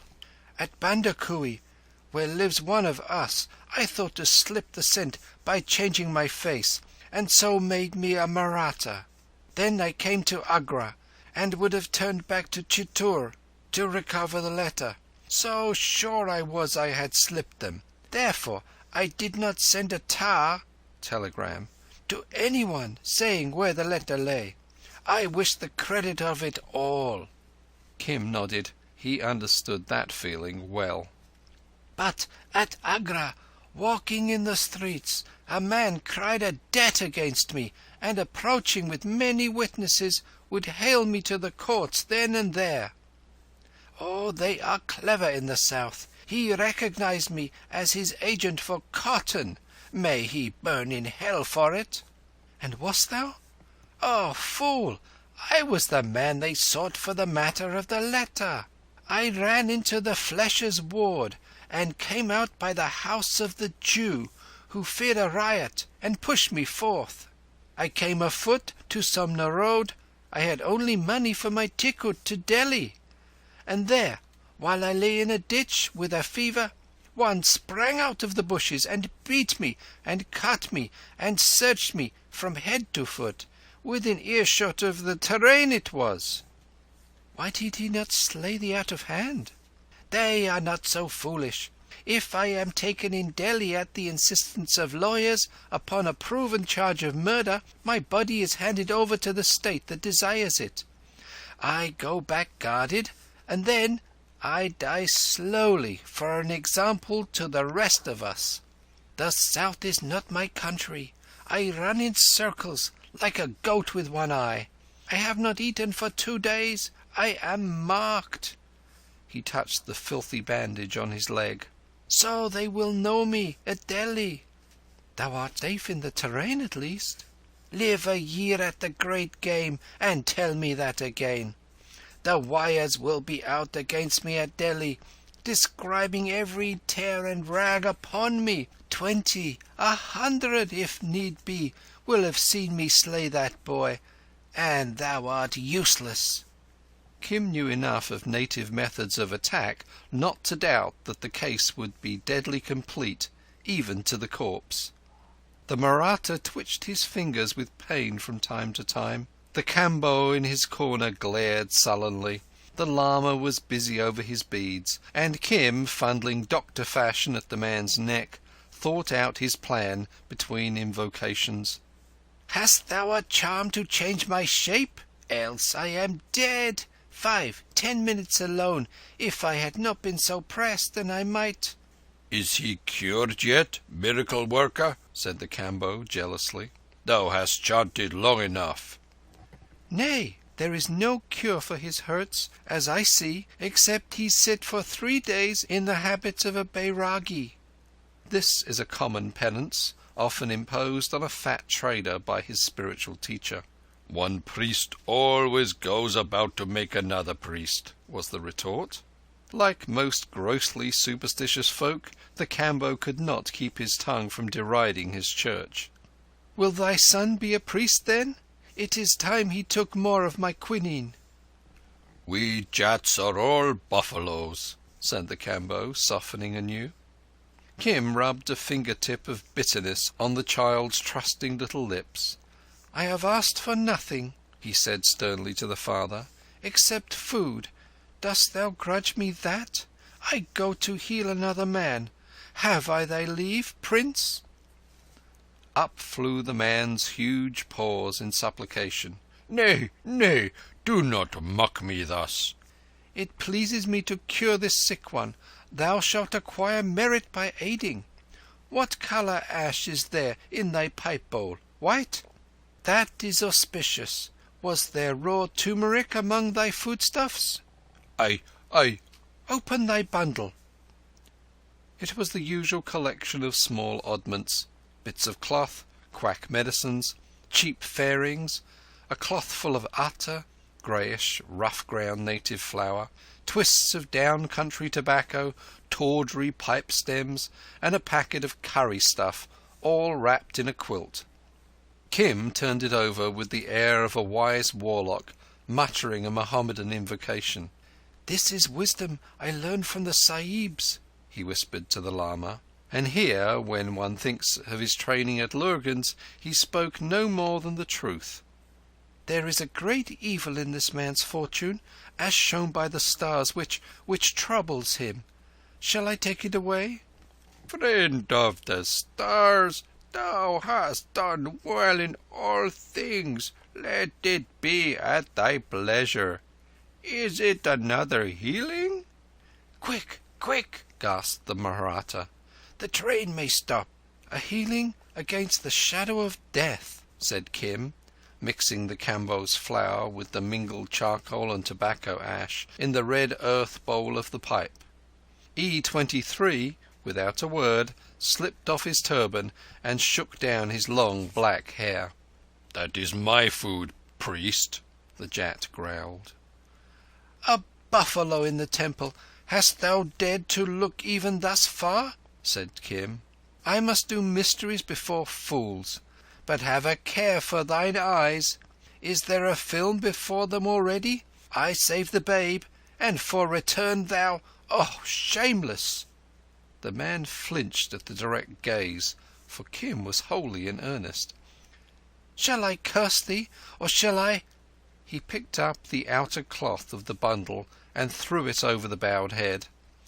"Dare so much as to think a wish to see, and even I cannot save thee. Sit, be dumb." "I am blind, dumb, forbear to curse. Come, child, we will play a game of hiding. Do not for my sake look from under the cloth." "I see hope," said E23. "What is thy scheme?" "This comes next," said Kim, plucking the thin body shirt. E23 hesitated, with all a northwest man's dislike of baring his body. "What is caste to a cut throat?" said Kim, rending it to the waist. "We must make thee a yellow sadhu all over. Strip swiftly, and shake thy hair over thine eyes while I scatter the ash. Now, a caste mark on thy forehead." He drew from his bosom the little survey paint box and a cake of crimson lake. "Art thou only a beginner?" said E23, labouring literally for the dear life as he slid out of his body wrappings and stood clear in the loincloth, while Kim splashed a noble caste mark on the ash-smeared brow. "But 2 days entered to the game, brother," Kim replied. "Smear more ash on the bosom." "Hast thou met a physician of sick pearls?" He switched out his long, tight-rolled turban cloth, and with swiftest hands rolled it over and about his loins into the intricate devices of a sadhu's cincture. "Ha! Dost thou know his touch, then? He was my teacher for a while. We must bar thy legs. Ash cures wounds. Smear it again." "I was his pride once, but thou art almost better. The gods are kind to us. Give me that." It was a tin box of opium pills among the rubbish of the Jat's bundle. E23 gulped down a half-handful. "They are good against hunger, fear and chill, and they shall make the eyes red too," he explained. "Now I shall have heart to play the game. We lack only a sadhu's tongs. What of the old clothes?" Kim rolled them small and stuffed them into the slack folds of his tunic. With a yellow ochre paint cake he smeared the legs and the breast, great streaks, against the background of flour, ash and turmeric. "The blood on them is enough to hang thee, brother." "Maybe, but no need to throw them out of the window. It is finished." His voice thrilled with a boy's pure delight in the game. "Turn around and look, O Jat." "The gods protect us," said the hooded Kambo, emerging like a buffalo from the reeds. "But whither went the Mahratta? What hast thou done?" Kim had been trained by Lurgan Sahib, and E23, by virtue of his business, was no bad actor.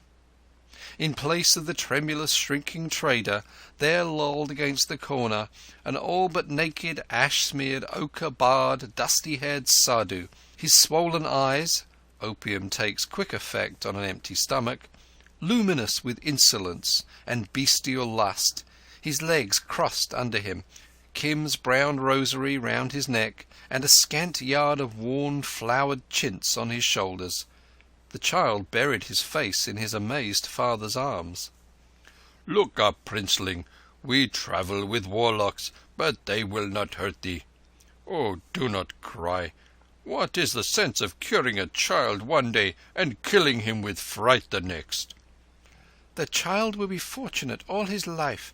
He has seen a great healing. When I was a child, I made claymen and horses. I have made them too.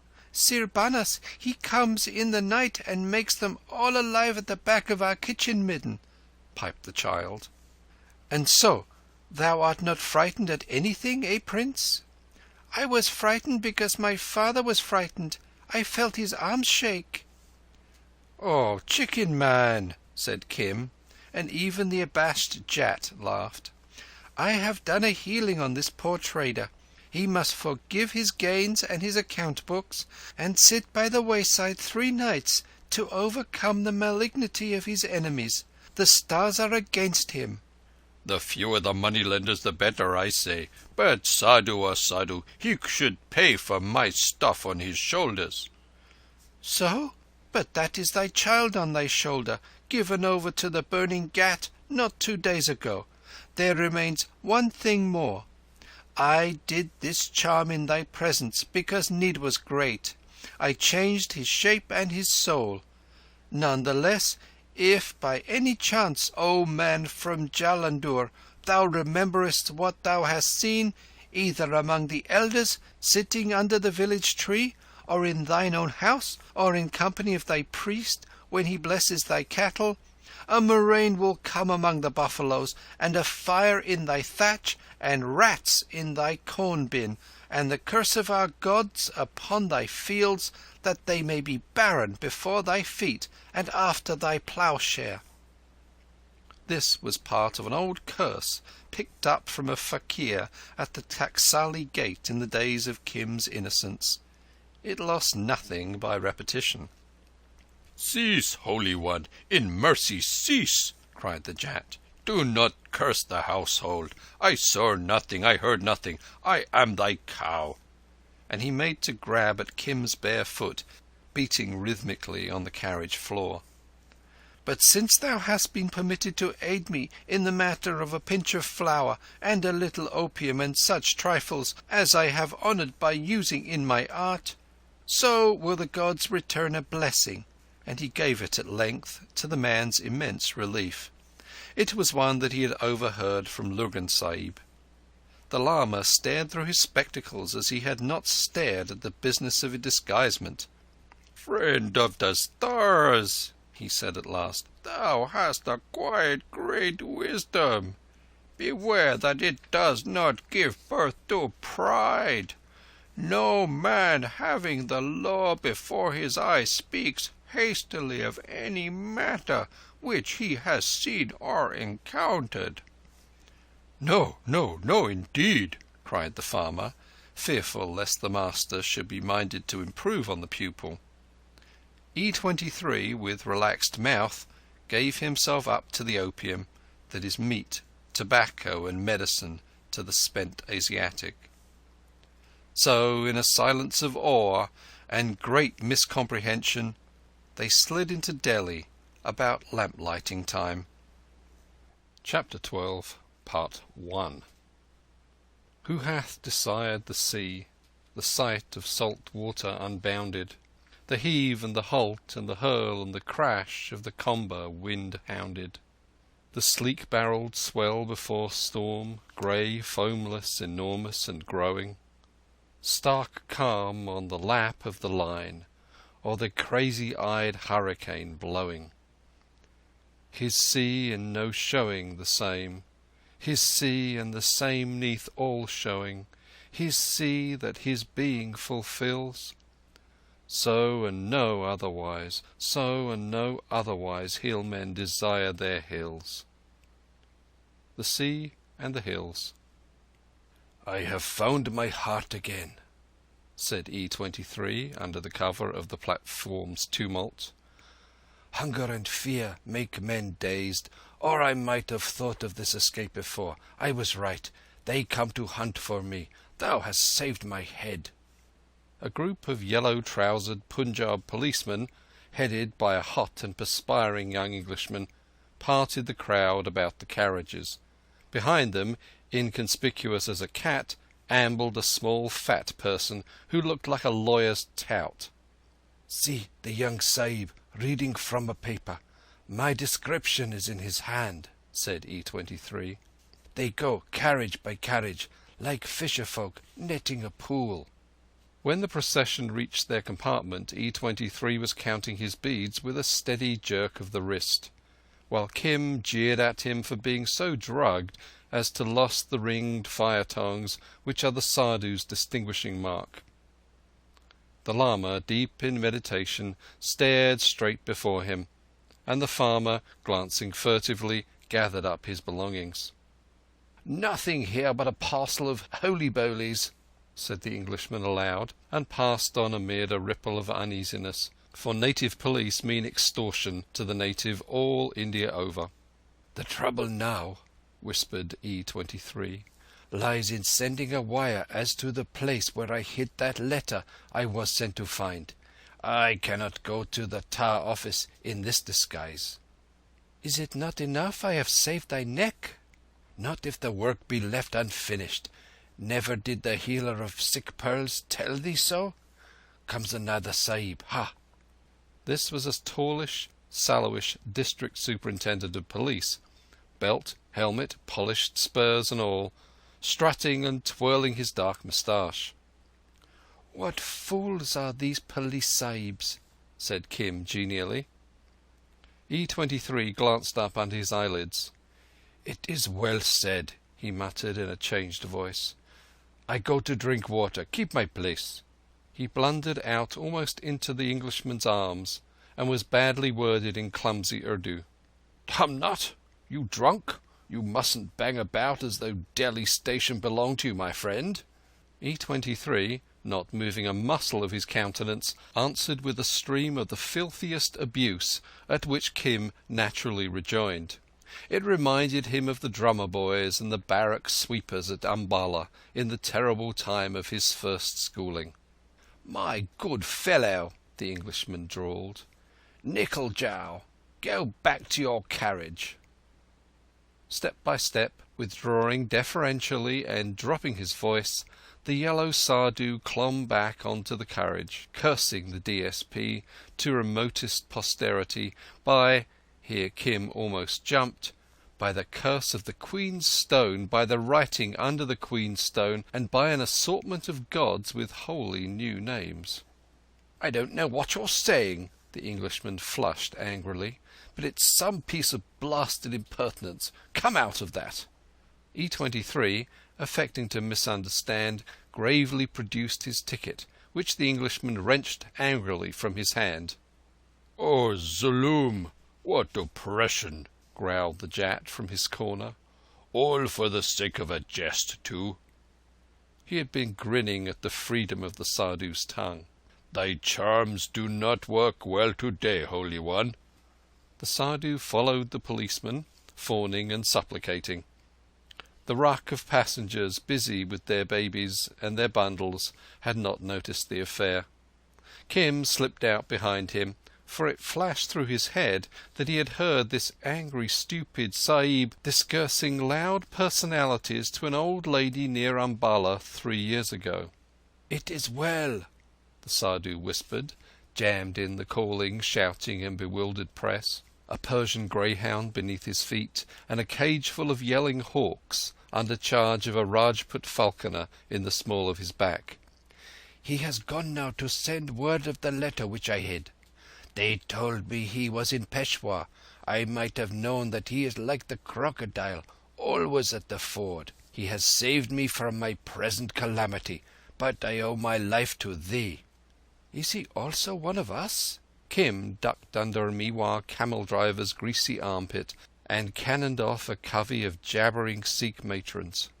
"Not less than the greatest. We are both fortunate. I will make report to him of what thou hast done. I am safe under his protection." He bored through the edge of the crowd besieging the carriages and squatted by the bench near the telegraph office. "Return, or they take thy place. Have no fear for the work, brother, or my life. Thou hast given me a breathing space, and Strickland Sahib has pulled me to land. We may work together at the game yet. Farewell." Kim hurried to his carriage, elated, bewildered, but a little nettled in that he had no key to the secrets about him. "I am only a beginner at the great game, that is sure. I could not have leapt into safety as did the Sadhu. He knew it was darkest under the lamp. I could not have thought to tell news under pretence of cursing. How clever was the Sahib! No matter. I saved the life of one. Where is the Kamboh gone, Holy One?" he whispered as he took his seat in the now crowded compartment. "A fear gripped him," the Lama replied with a touch of tender malice. "He saw thee change the Maratha to a Sadhu in the twinkling of an eye as a protection against evil. That shook him. Then he saw the Sadhu fall sheer into the hands of the police. All the effect of thy art. Then he gathered up his son and fled, for he said that thou didst change a quiet trader into an impudent bandier of words with Sahibs, and he feared a like fate. Where is the Sadhu?" "With the police," said Kim. "Yet I saved the Kamboh's child."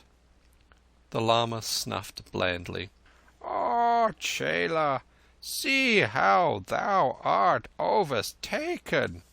Thou didst cure the Kamboh's child solely to acquire merit.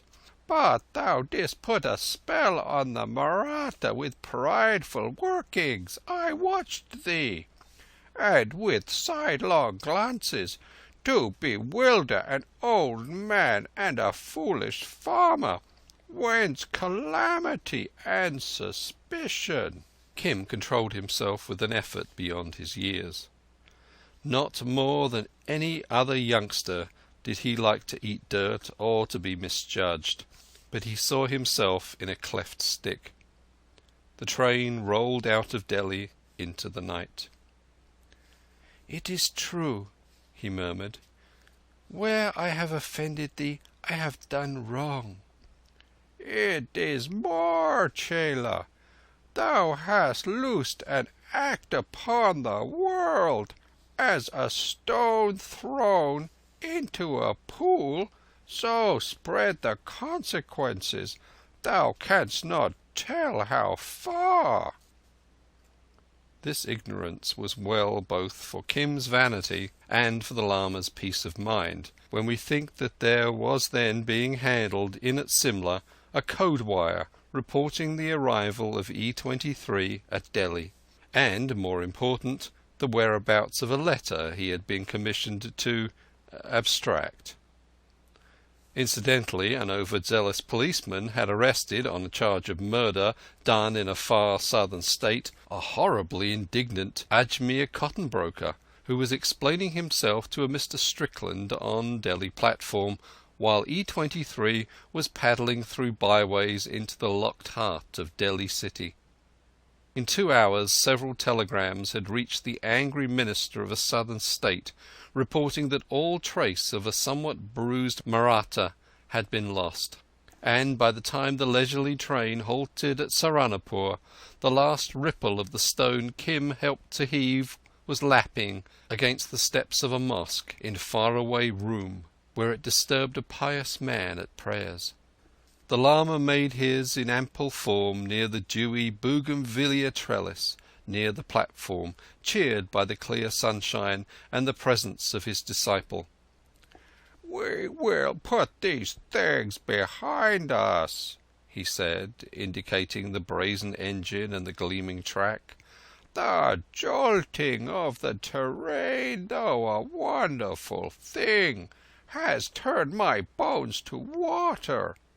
We will use clean air henceforward." "Let us go to the Kulu woman's house," said Kim, and stepped forth cheerily under the bundles. Early next morning, Saharanpur ways clean and well scented. He thought of the other mornings at St. Xavier's, and it topped his already thrice-heaped contentment. Where is all this new haste born from?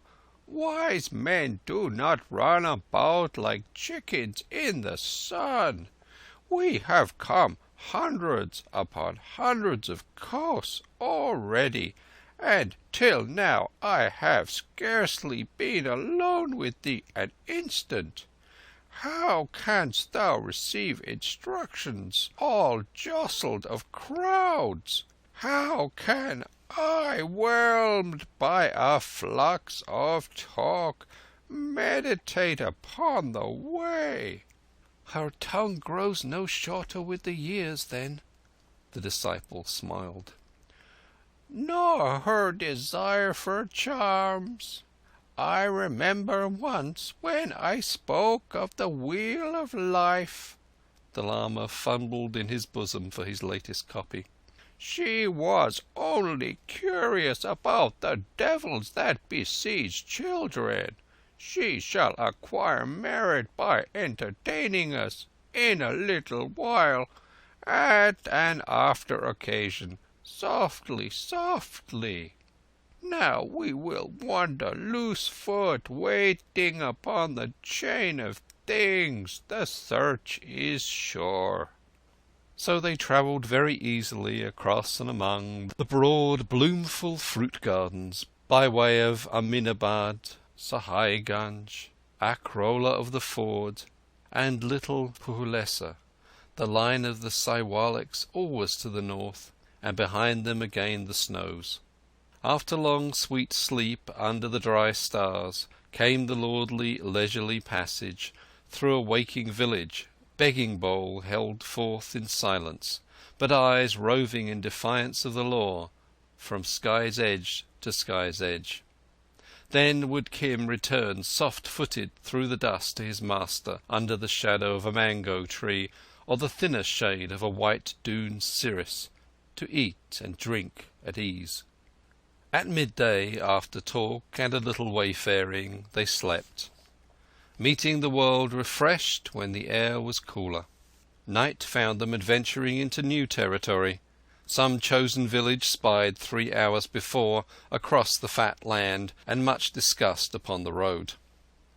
There they told their tale, a new one each evening so far as Kim was concerned, and there they were made welcome either by priest or headman, after the custom of the kindly East. When the shadows shortened and the Lama leaned more heavily upon Kim, there was always the wheel of life to draw forth, to hold flat under wiped stones, and with a long straw to expound cycle by cycle. There sat the gods on high, and they were dreams of dreams. Here was our heaven and the world of the demigods, horsemen fighting among the hills. Here were the agonies done upon the beasts, souls ascending or descending the ladder, and therefore not to be interfered with. Here were the hells, hot and cold, and the abodes of tormented ghosts. Let the chela study the troubles that came from overeating, bloated stomach, and burning bowels. Obediently then, with bowed head and brown finger alert to follow the pointer, did the chela study.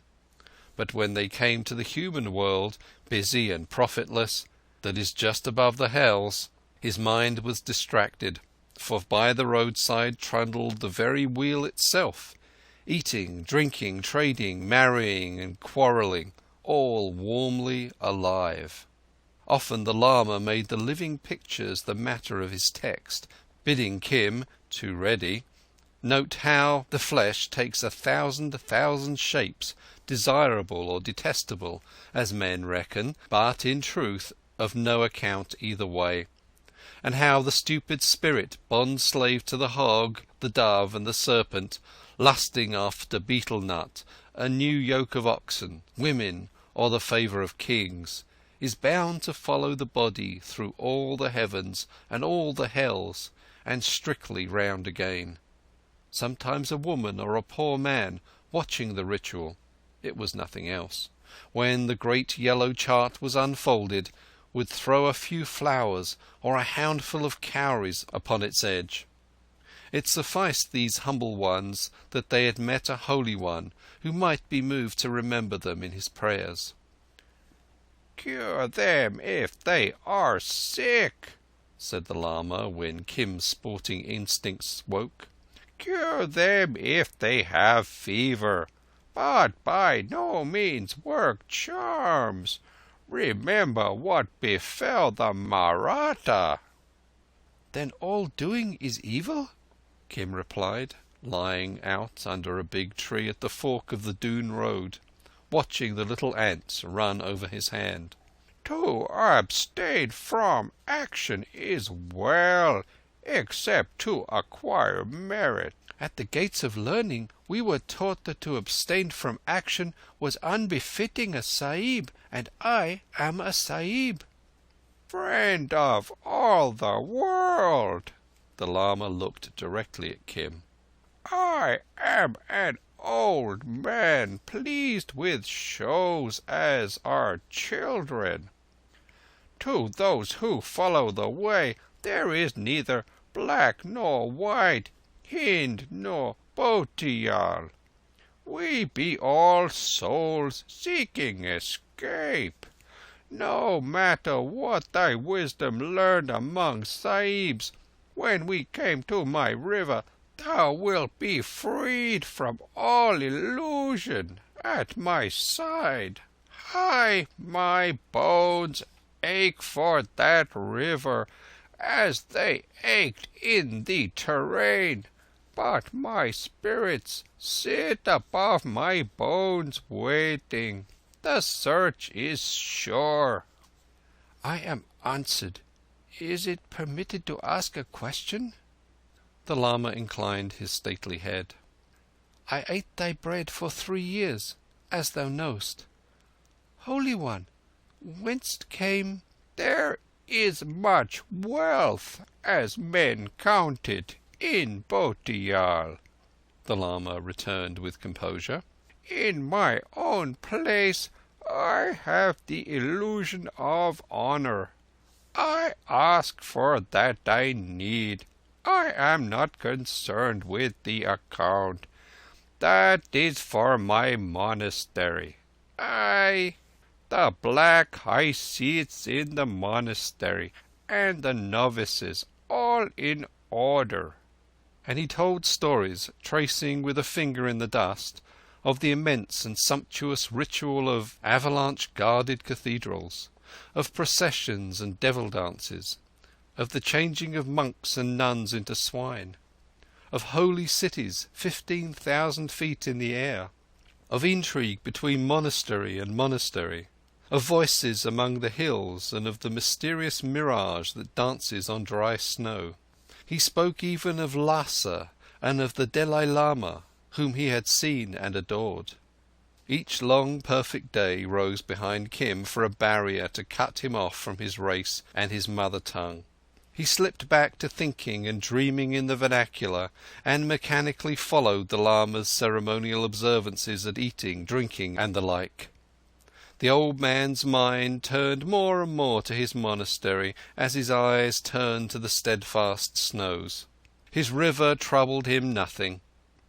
Now and again, indeed, he would gaze long and long at a tuft or a twig, expecting, he said, the earth to cleave and deliver its blessing. But he was content to be with his disciple, at ease in the temperate wind that comes down from the dune. This was not Ceylon, nor Buddha Gaya, nor Bombay, nor some grass-tangled ruins that he seemed to have stumbled upon 2 years ago. He spoke of those places as a scholar removed from vanity, as a seeker walking in humility, as an old man wise and temperate, illumining knowledge with brilliant insight. Bit by bit, disconnectedly, each tale called up by some wayside thing, he spoke of all his wanderings up and down Hind, till Kim, who had loved him without reason, now loved him for 50 good reasons. So they enjoyed themselves in high felicity, abstaining, as the rule demands, from evil words, covetous desires, not overeating, nor lying in high beds, nor wearing rich clothes. Their stomachs told them the time, and the people brought them their food, as the saying is. They were lords of the villages of Aminabad, Sahaiganj, Akrola of the Ford, and Little Phulesa, where Kim gave the soulless woman a blessing. But news travels fast in India, and too soon shuffled across the cropland bearing a basket of fruits with a box of Kabul grapes and gilt oranges, a white-whiskered servitor, a lean, dry Oorya, begging them to bring the honour of their presence to his mistress, distressed in her mind that the Lama had neglected her so long. "Now do I remember." The Lama spoke as though it were a wholly new proposition.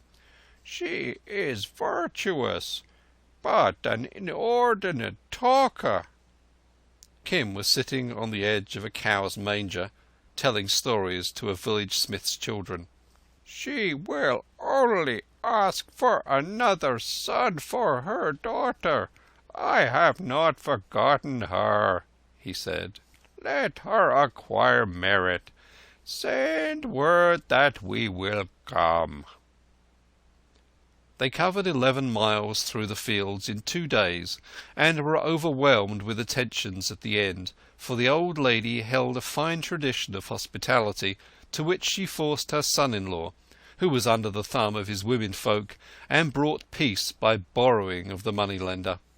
Age had not weakened her tongue or her memory, and in the hearing of not less than a dozen servants she paid Kim compliments that would have flung European audiences into unclean dismay.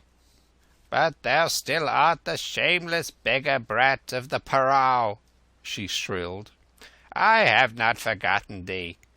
Wash ye and eat. The father of my daughter's son is gone away a while, so we poor women are dumb and useless."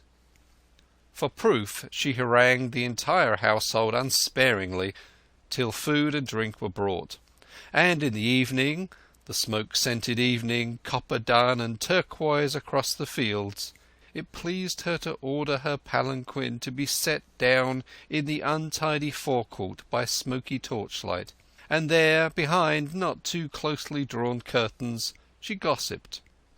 "Had the Holy One come alone, I should have received him otherwise, but with this rogue, who can be too careful?"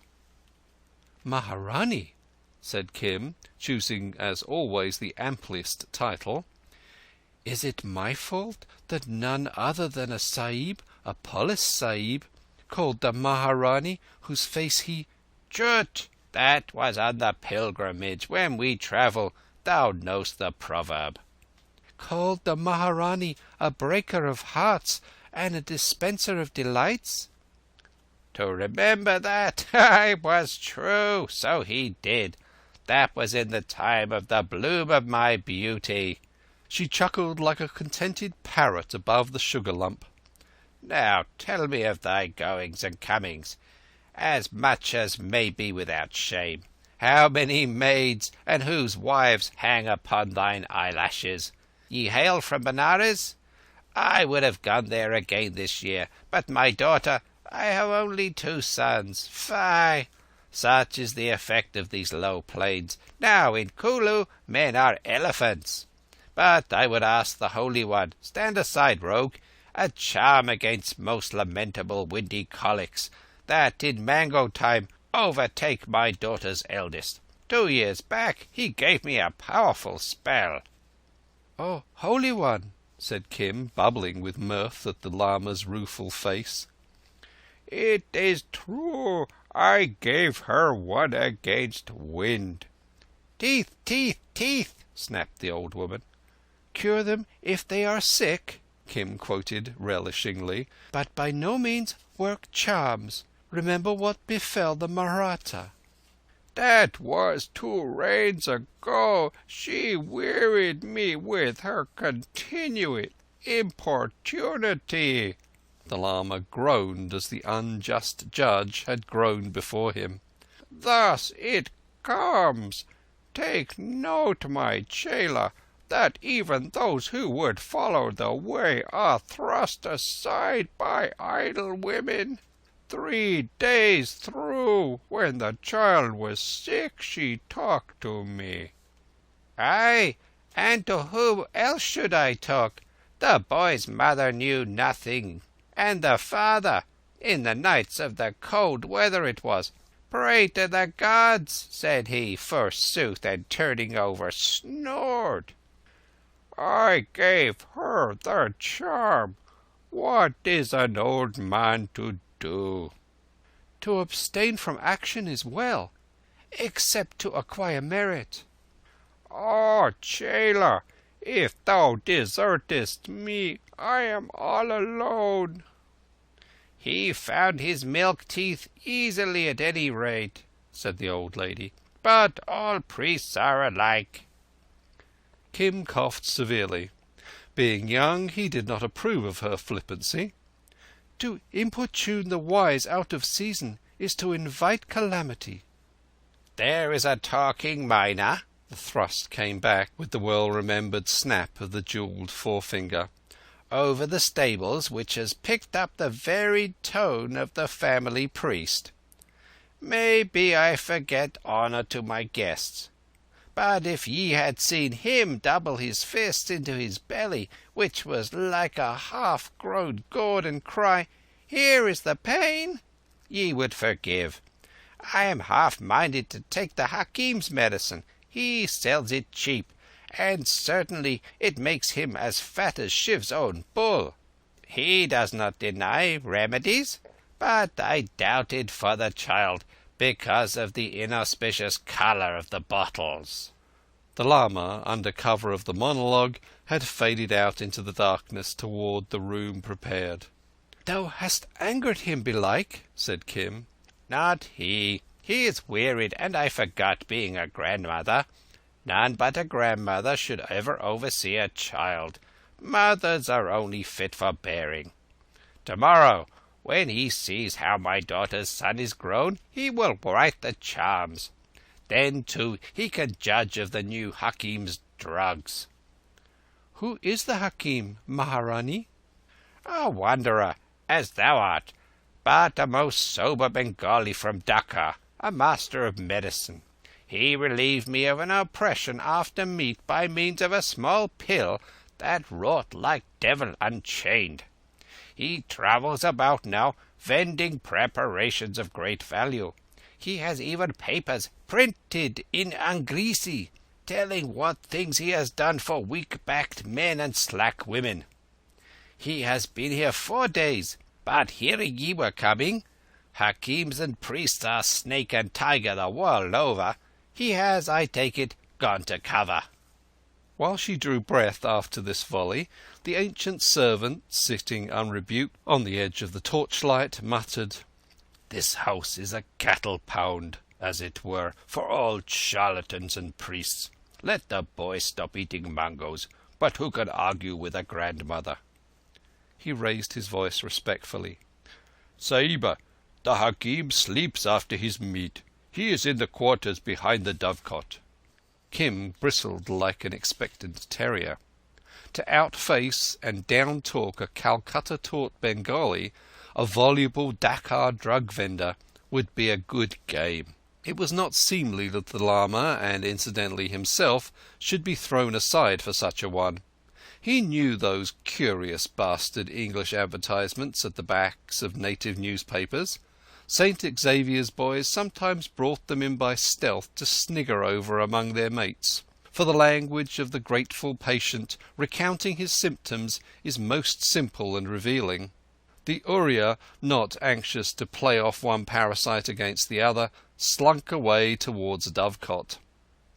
"Yes," said Kim, with measured scorn, "their stock in trade is a little coloured water and a very great shamelessness. Their prey are broken-down kings and overfed Bengalis. Their profit is in children who are not yet born."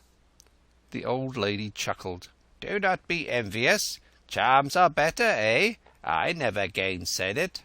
See that thy Holy One writes me a good amulet by the morning." "None but the ignorant deny." A thick, heavy voice boomed through the darkness as a figure came to rest, squatting. "None but the ignorant deny the value of charms. None but the ignorant deny the value of medicine." "A rat found a piece of turmeric. Said he, 'I will open a grocer's shop,'" Kim retorted. Battle was fairly joined now, and they heard the old lady stiffen to attention. "The priest's son knows the names of his nurse and 3 gods. Says he, 'Hear me, or I will curse you by the 3,000,000 great ones.'" Decidedly, this invisible had an arrow or two in his quiver. He went on, "I am but a teacher of the alphabet. I have learned all the wisdom of the Sahibs." "The Sahibs never grow old. They dance and they play like children when they are grandfathers. A strong-backed breed," piped the voice inside the palanquin. "I have, too, our drugs which loosen humours of the head in hot and angry men. Sinna, well compounded when the moon stands in the proper house. Yellow earths I have, Alpen from China, that makes a man renew his youth and astonish his household. Saffron from Kashmir, and the best aslep of Kabul. Many people have died before." "That I surely believe," said Kim. "They knew the value of my drugs. I do not give my sick the mere ink in which a charm is written, but hot and rending drugs which descend and wrestle with the evil." "Very mightily they do so," sighed the old lady. The voice launched into an immense tale of misfortune and bankruptcy, studded with plentiful petitions to the government. "But for my fate, which overrules all, I had been now in government employ. I bear a degree from the great school at Calcutta, whither maybe the son of this house shall go." "He shall indeed. If our neighbour's brat can in a few years make an F.A. First Arts. She used the English word of which she had heard so often. how much more shall children clever as some that I know bear away prizes at rich Calcutta?" "Never," said the voice, "have I seen such a child, born in an auspicious hour, and, but for that colic which, alas, turning into black collars may carry him off like a pigeon, destined to many years, he is enviable." "Hai mai," said the old lady. "To praise children is inauspicious, or I could listen to this talk. But the back of the house is unguarded, and even in this soft air men think themselves to be men, and women we know. The child's father is away too, and I must be chowkidar Watchman. in my old age. Up, up! Take up the palanquin. Let the Hakim and the young priest settle between them whether charms or medicine most avail. Oh, worthless people, fetch tobacco for the guests, and round the homestead I go." The palanquin reeled off, followed by straggling torches and a horde of dogs. 20 villages know the Sahiba, her failings, her tongue, and her large charity. 20 villages cheated her after immemorial custom, but no man would have stolen or robbed within her jurisdiction for any gift under heaven. None the less, she made a great parade of her formal inspections, the riot of which could be heard halfway to Mussoorie. Chapter 12, Part 2. Kim relaxed, as one augur must when he meets another. The Hakim, still squatting, slid over his hookah with a friendly foot, and Kim pulled at the good weed. The hangers-on expected grave professional debate, and perhaps a little free doctoring. To discuss medicine before the ignorant is of one piece with teaching the peacock to sing, said the Hakim. True courtesy, Kim echoed, is very often inattention. These, be it understood, were company manners, designed to impress. "Hi! I have an ulcer on my leg," cried a scullion. "Look at it." "Get hence! Remove!" said the Hakim. "Is it the habit of the place to pester honoured guests? Ye crowd in like buffaloes." "If the Sahiba knew," Kim began. Aye, come away. They are meat for our mistress. When her young shaitan's colics are cured, perhaps we poor people may be suffered too." "The mistress fed thy wife when thou wast in jail for breaking the moneylender's head. Who speaks against her?"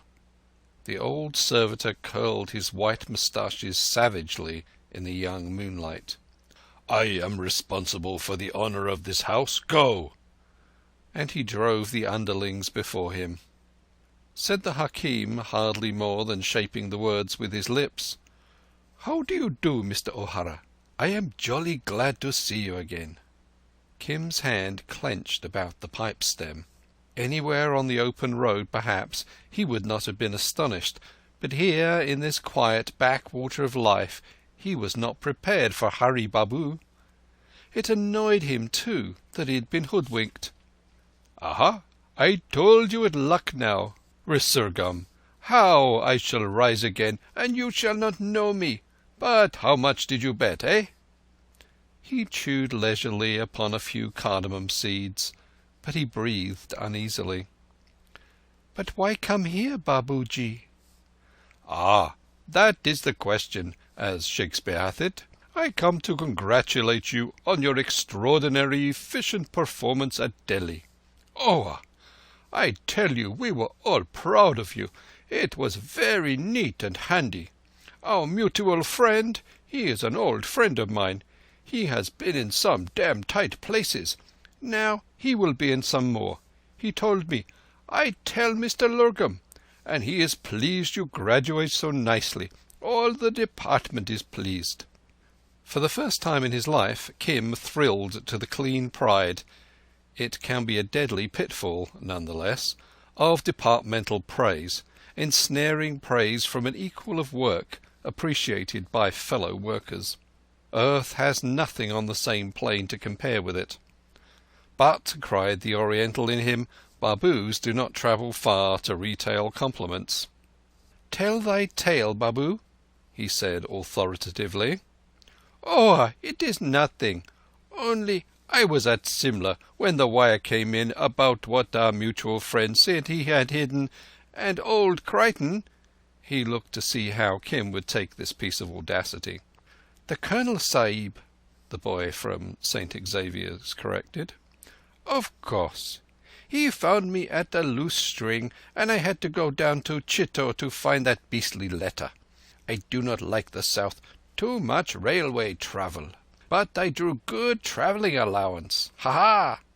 I meet our mutual at Delhi on the way back. He lies quiet just now, and says Sadhu disguise suits him to the ground.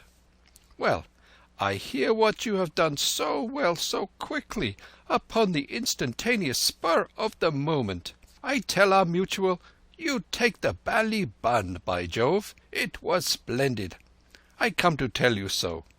The frogs were busy in the ditches, and the moon slid to her setting. Some happy servant had gone out to commune with the night and to beat upon a drum. Kim's next sentence was in the vernacular. "How didst thou follow us?" Oh, that was nothing. I know from our mutual friend that you go to Saranpur. So I come on. Red Lamas are not inconspicuous persons. I buy myself my drug box, and I am very good doctor, really. I go to Akrola of the Ford and hear all about you, and I talk here and talk there. All the common people know what you do. I knew when the hospitable old lady sent the dooli. They have great recollections of the old Lama's visits here. I know old ladies cannot keep their hands from medicine. So I am a doctor, and you hear my talk? I think it is very good. My word, Mr. O'Hara, they know about you and the Lama for 50 miles, the common people. So I come. Do you mind?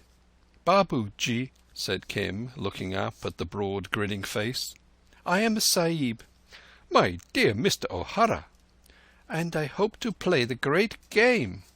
You are subordinate to me departmentally at present. "Then why talk like an ape in a tree? Men do not come after one from Simla and change their dress for the sake of a few sweet words. I am not a child. Talk Hindi, and let us get to the yolk of the egg. Thou art here, speaking not one word of truth in 10. Why art thou here? Give a straight answer." That is so very disconcerting of the Europeans, Mr. O'Hara. You should know a heap better at your time of life. "But I want to know," said Kim, laughing. "If it is the great game, I may help. How can I do anything if you babble all round the shop?" Hari Babu reached for the pipe and sucked it till it gurgled again. Now I will speak in vernacular. You sit tight, Mr. O'Hara. It concerns the pedigree of a white stallion. "Still? That was finished long ago." When everyone is dead, the great game is finished, not before. Listen to me till the end. There were 5 kings who prepared a sudden war 3 years ago, when thou wast given the stallion's pedigree by Mahbub Ali. Upon them, because of that news, and ere they were ready, fell our army. "Aye, 8,000 men with guns. I remember that night." But the war was not pushed. That is the government custom. The troops were recalled because the government believed the 5 kings were cowed. And it is not cheap to feed men among the high passes. Hilas and Bunna, Rajas with guns, undertook for a price to guard the passes against all coming from the north. They protested both fear and friendship. He broke off with a giggle into English. Of course, I tell you this unofficially to elucidate political situation, Mr. O'Hara. Officially, I am debarred from criticizing any action of superiors. Now I go on. This pleased the government, anxious to avoid expense, and a bond was made for so many rupees a month that Hilas and Bunna should guard the passes as soon as the state's troops were withdrawn. At that time, it was after we two met, I, who had been selling tea in Leh, became a clerk of accounts in the army. When the troops were withdrawn, I was left behind to pay the coolies who made new roads in the hills. This road-making was part of the bond between Bunna, Hilas, and the government. "So? And then?" "I tell you, it was jolly beastly cold up there too after summer," said Hari Babu confidently. "I was afraid these Bunna men would cut my throat every night for the pay chest. My native sepoy guard, they laughed at me. By Jove, I was such a fearful man. Never mind that. I go on colloquially. I send word many times that these 2 kings were sold to the north, and Mahbub Ali, who was yet farther north, amply confirmed it. Nothing was done. Only my feet were frozen and a toe dropped off. I sent word that the roads for which I was paying money to the diggers were being made for the feet of strangers and enemies. For the Russians. The thing was an open jest among the coolies. Then I was called down to tell what I knew by speech of tongue. Mahbub came south too. See the end? Over the passes this year after snow melting. He shivered afresh. Come two strangers under cover of shooting wild goats. They bear guns, but they bear also chains and levels and compasses. Oh, the things get clearer. They are well received by Hillas and Bunna. They make great promises. They speak as the mouthpiece of a Kaiser with gifts. Up the valleys, down the valleys they go, saying, "Here is a place to build a breastwork. Here can ye pitch a fort. Here can ye hold the road against an army. The very road for which I paid out the rupees monthly. The government knows, but does nothing." The three other kings who were not paid for guarding the passes tell them by runner of the bad faith of Bunna and Hillas. When all the evil is done, look you, when those two strangers with the levels and compasses make the five kings to believe that a great army would sweep up the passes tomorrow or the next day, hill people are all fools. Comes the order to me, Hari Babu, go north and see what those strangers do. I say to Crichton Sahib, this is not a lawsuit that we go about to collect evidence. Hari returned to his English with a jerk. By Jove, I say, what the deuce do you not issue demi-official orders to some brave man to poison them, for an example? It is, if you permit the observation, most reprehensible laxity on your part. And Colonel Crichton, he laughed at me. It is all your beastly English pride. You think no one dare conspire. That is all tommy rot. Kim smoked slowly, revolving the business, so far as he understood it, in his quick mind. Then thou goest forth to follow the strangers? No, to meet them. They are coming into Simla to sell their horns and heads to be dressed at Calcutta.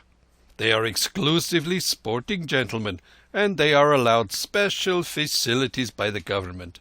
Of course, we always do that. It is our British pride. Then what is to fear from them? By Jove, they are not black people. I do all sorts of things with black people, of course. They are Russians, and highly unscrupulous people. I do not want to consort with them without a witness. Will they kill thee? Oh, that is nothing.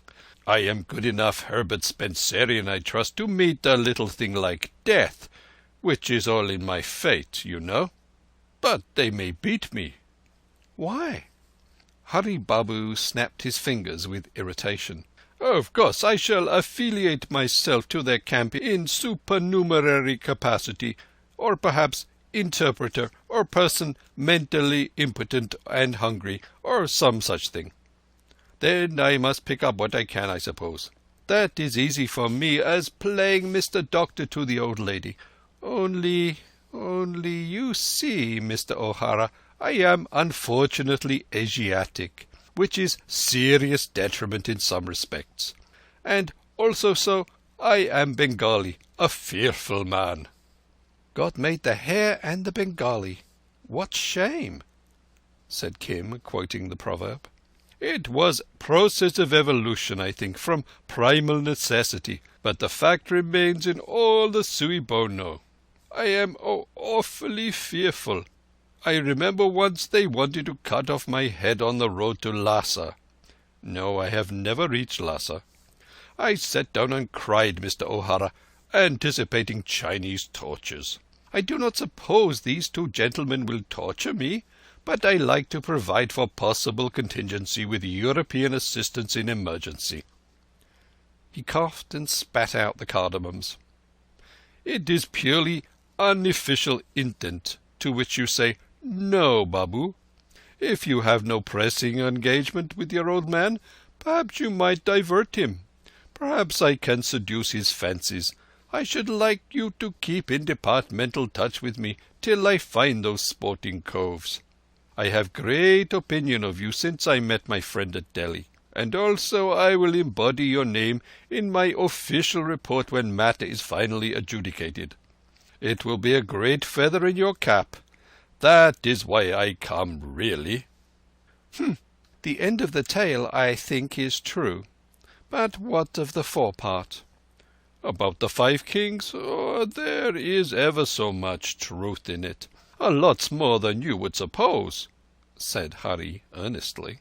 "You come, eh? I go from here straight down into the Doom. It is very verdant and painted meads. I shall go to Masuri, to good old Masuri Praha, as the gentlemen and ladies say. Then by Rampur into Chini. That is the only way they can come. I do not like waiting in the cold, but we must wait for them. I want to walk with them to Simla. You see, one Russian is a Frenchman, and I know my French pretty well. I have friends in Chandanangur." "He would certainly rejoice to see the hills again," said Kim meditatively. "All his speech these 10 days past has been of little else. If we go together—" "Oh, we can be quite strangers on the road if your lama prefers. I shall just be 4 or 5 miles ahead. There is no hurry for hurry. That is a European pun, ha! And you come after. There is plenty of time. They will plot and survey and map, of course. I shall go tomorrow, and you the next day if you choose, eh? You go think on it till morning. By Jove, it is nearly morning now." He yawned ponderously, and with never a civil word lumbered off to his sleeping place. But Kim slept little, and his thoughts ran in Hindustani. "Well is the game called great. I was 4 days a scullion at Quetta, waiting on the wife of the man whose book I stole, and that was part of the great game. From the south, God knows how far, came up the Maratha, playing the great game in fear of his life. Now I shall go far and far into the north playing the great game. Truly it runs like a shuttle throughout all Hind, and my share and my joy," he smiled to the darkness, "I owe to the Lama here, also to Mahbub Ali, also to Crichton Sahib, but chiefly to the Holy One. He is right, a great and a wonderful world, and I am Kim, alone, one person, in the middle of it all. But I will see these strangers with their levels and chains." "What was the upshot of last night's babble?" said the Lama after his orisons. "There came a strolling seller of drugs, a hanger-on of the Sahibas. Him I abolished by arguments and prayers, proving that our charms are worthier than his coloured waters." "Alas, my charms! Is the virtuous woman still bent upon a new one?" "Very strictly." "Then it must be written, or she will deafen me with her clamour." He fumbled at his pen case. "In the plains," said Kim, "are always too many people. In the hills, as I understand, there are fewer." "Oh, the hills and the snows upon the hills!" The Lama tore off a tiny square of paper fit to go in an amulet. "But what dost thou know of the hills?" "They are very close."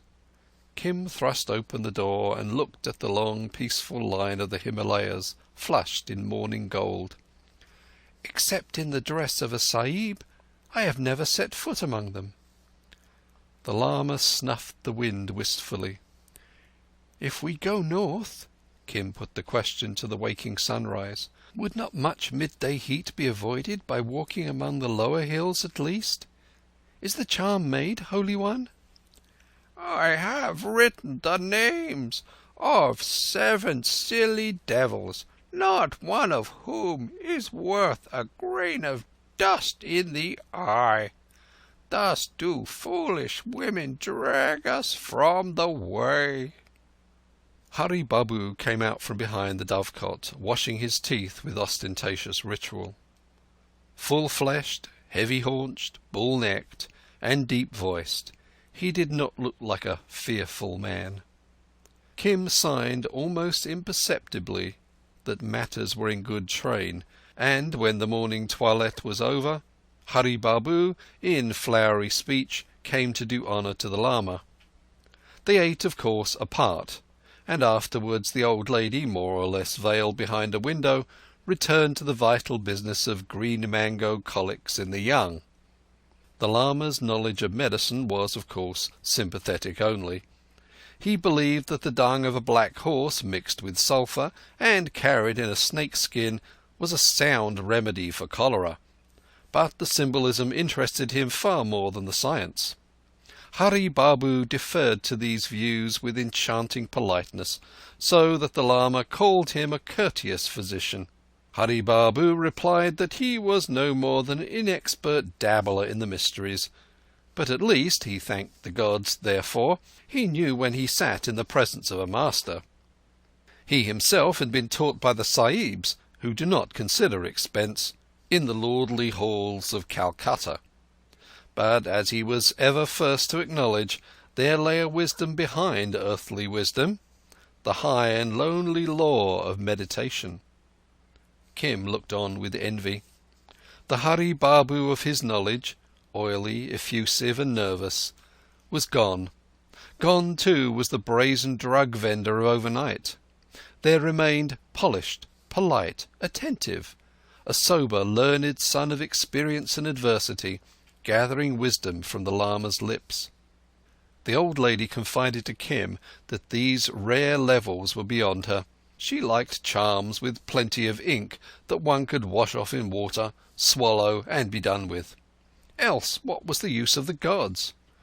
She liked men and women, and she spoke of them, of kinglets she had known in the past, of her own youth and beauty, of the depredations of leopards and the eccentricities of love Asiatic, of the incidents of taxation, rack-renting, funeral ceremonies, her son-in-law, this by allusion easy to be followed, the care of the young, and the age's lack of decency. And Kim, as interested in the life of this world as she soon to leave it, squatted with his feet under the hem of his robe, drinking it all in, while the lama demolished one after another every theory of body curing put together by Hurry Babu.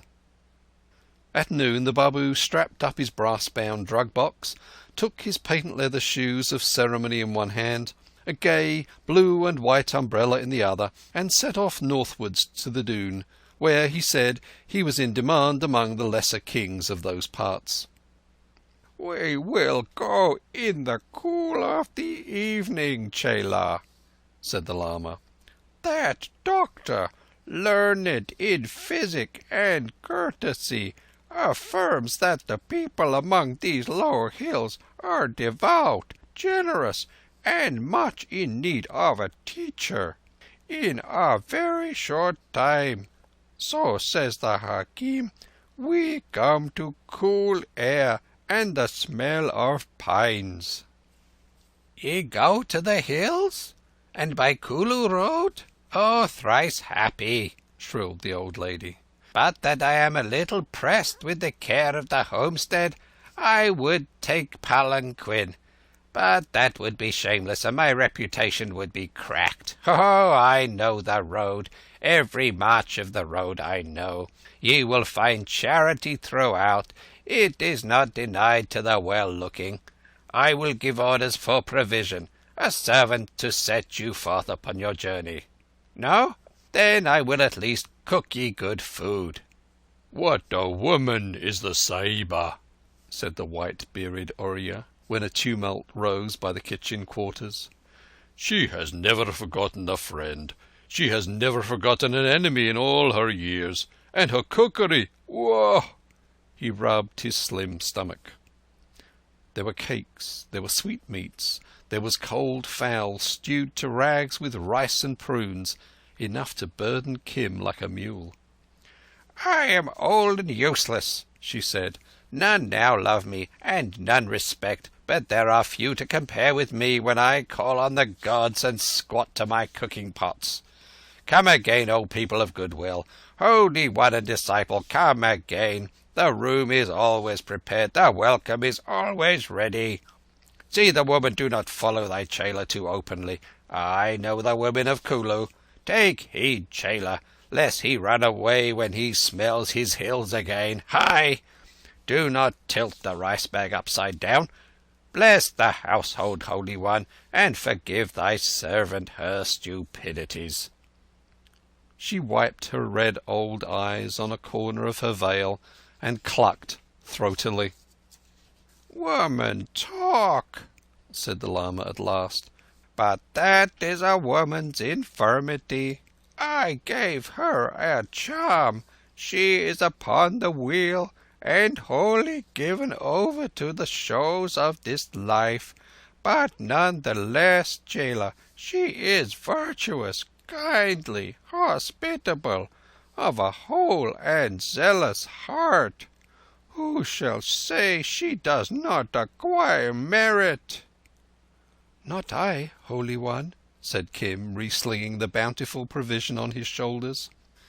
"In my mind, behind my eyes, I have tried to picture such an one altogether freed from the wheel, desiring nothing, causing nothing, a nun, as it were." "And, oh, imp!" The Lama almost laughed aloud. "I cannot make the picture." "Nor I. But there are many, many millions of lives before her. She will get wisdom a little, it may be, in each one." "And will she forget how to make stews with saffron upon that road?" "Thy mind is set on things unworthy, but she has skill. I am refreshed all over.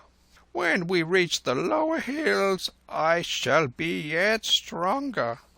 The Hakim spoke truly to me this morn when he said a breath from the snows blows away 20 years from the life of a man.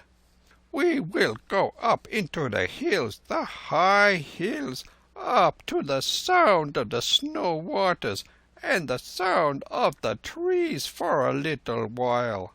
The Hakim said that at any time we may return to the plains, for we do no more than skirt the pleasant places. The Hakim is full of learning, but he is in no way proud. I spoke to him, when thou wast talking to the Sahiba, of a certain dizziness that lays hold upon the back of my neck in the night, and he said it rose from excessive heat, to be cured by cool air. Upon consideration, I marvelled that I had not thought of such a simple remedy." "Didst thou tell him of thy search?" said Kim a little jealously. He preferred to sway the Lama by his own speech, not through the wiles of Hari Babu. "Assuredly. I told him of my dream and of the manner by which I had acquired merit by causing thee to be taught wisdom." "Thou didst not say I was a Sahib." "What need? I have told thee many times we be but two souls seeking escape. He said, and he is just therein, that the river of healing will break forth even as I dreamed at my feet, if need be. Having found the way, seest thou, that shall free me from the wheel, need I trouble to find a way about the mere fields of the earth, which are illusion? That were senseless. I have my dreams, night upon night repeated. I have the Jakarta, and I have thee, friend of all the world. It was written in thy horoscope that the Red Bull on a green field I have not forgotten. Should bring thee to honour. But who but I saw that prophecy accomplished? Indeed, I was the instrument. Thou shalt find me my river, being in return the instrument. The search is sure." He set his ivory yellow face, serene and untroubled, toward the beckoning hills, his shadow shouldering fast before him in the dust.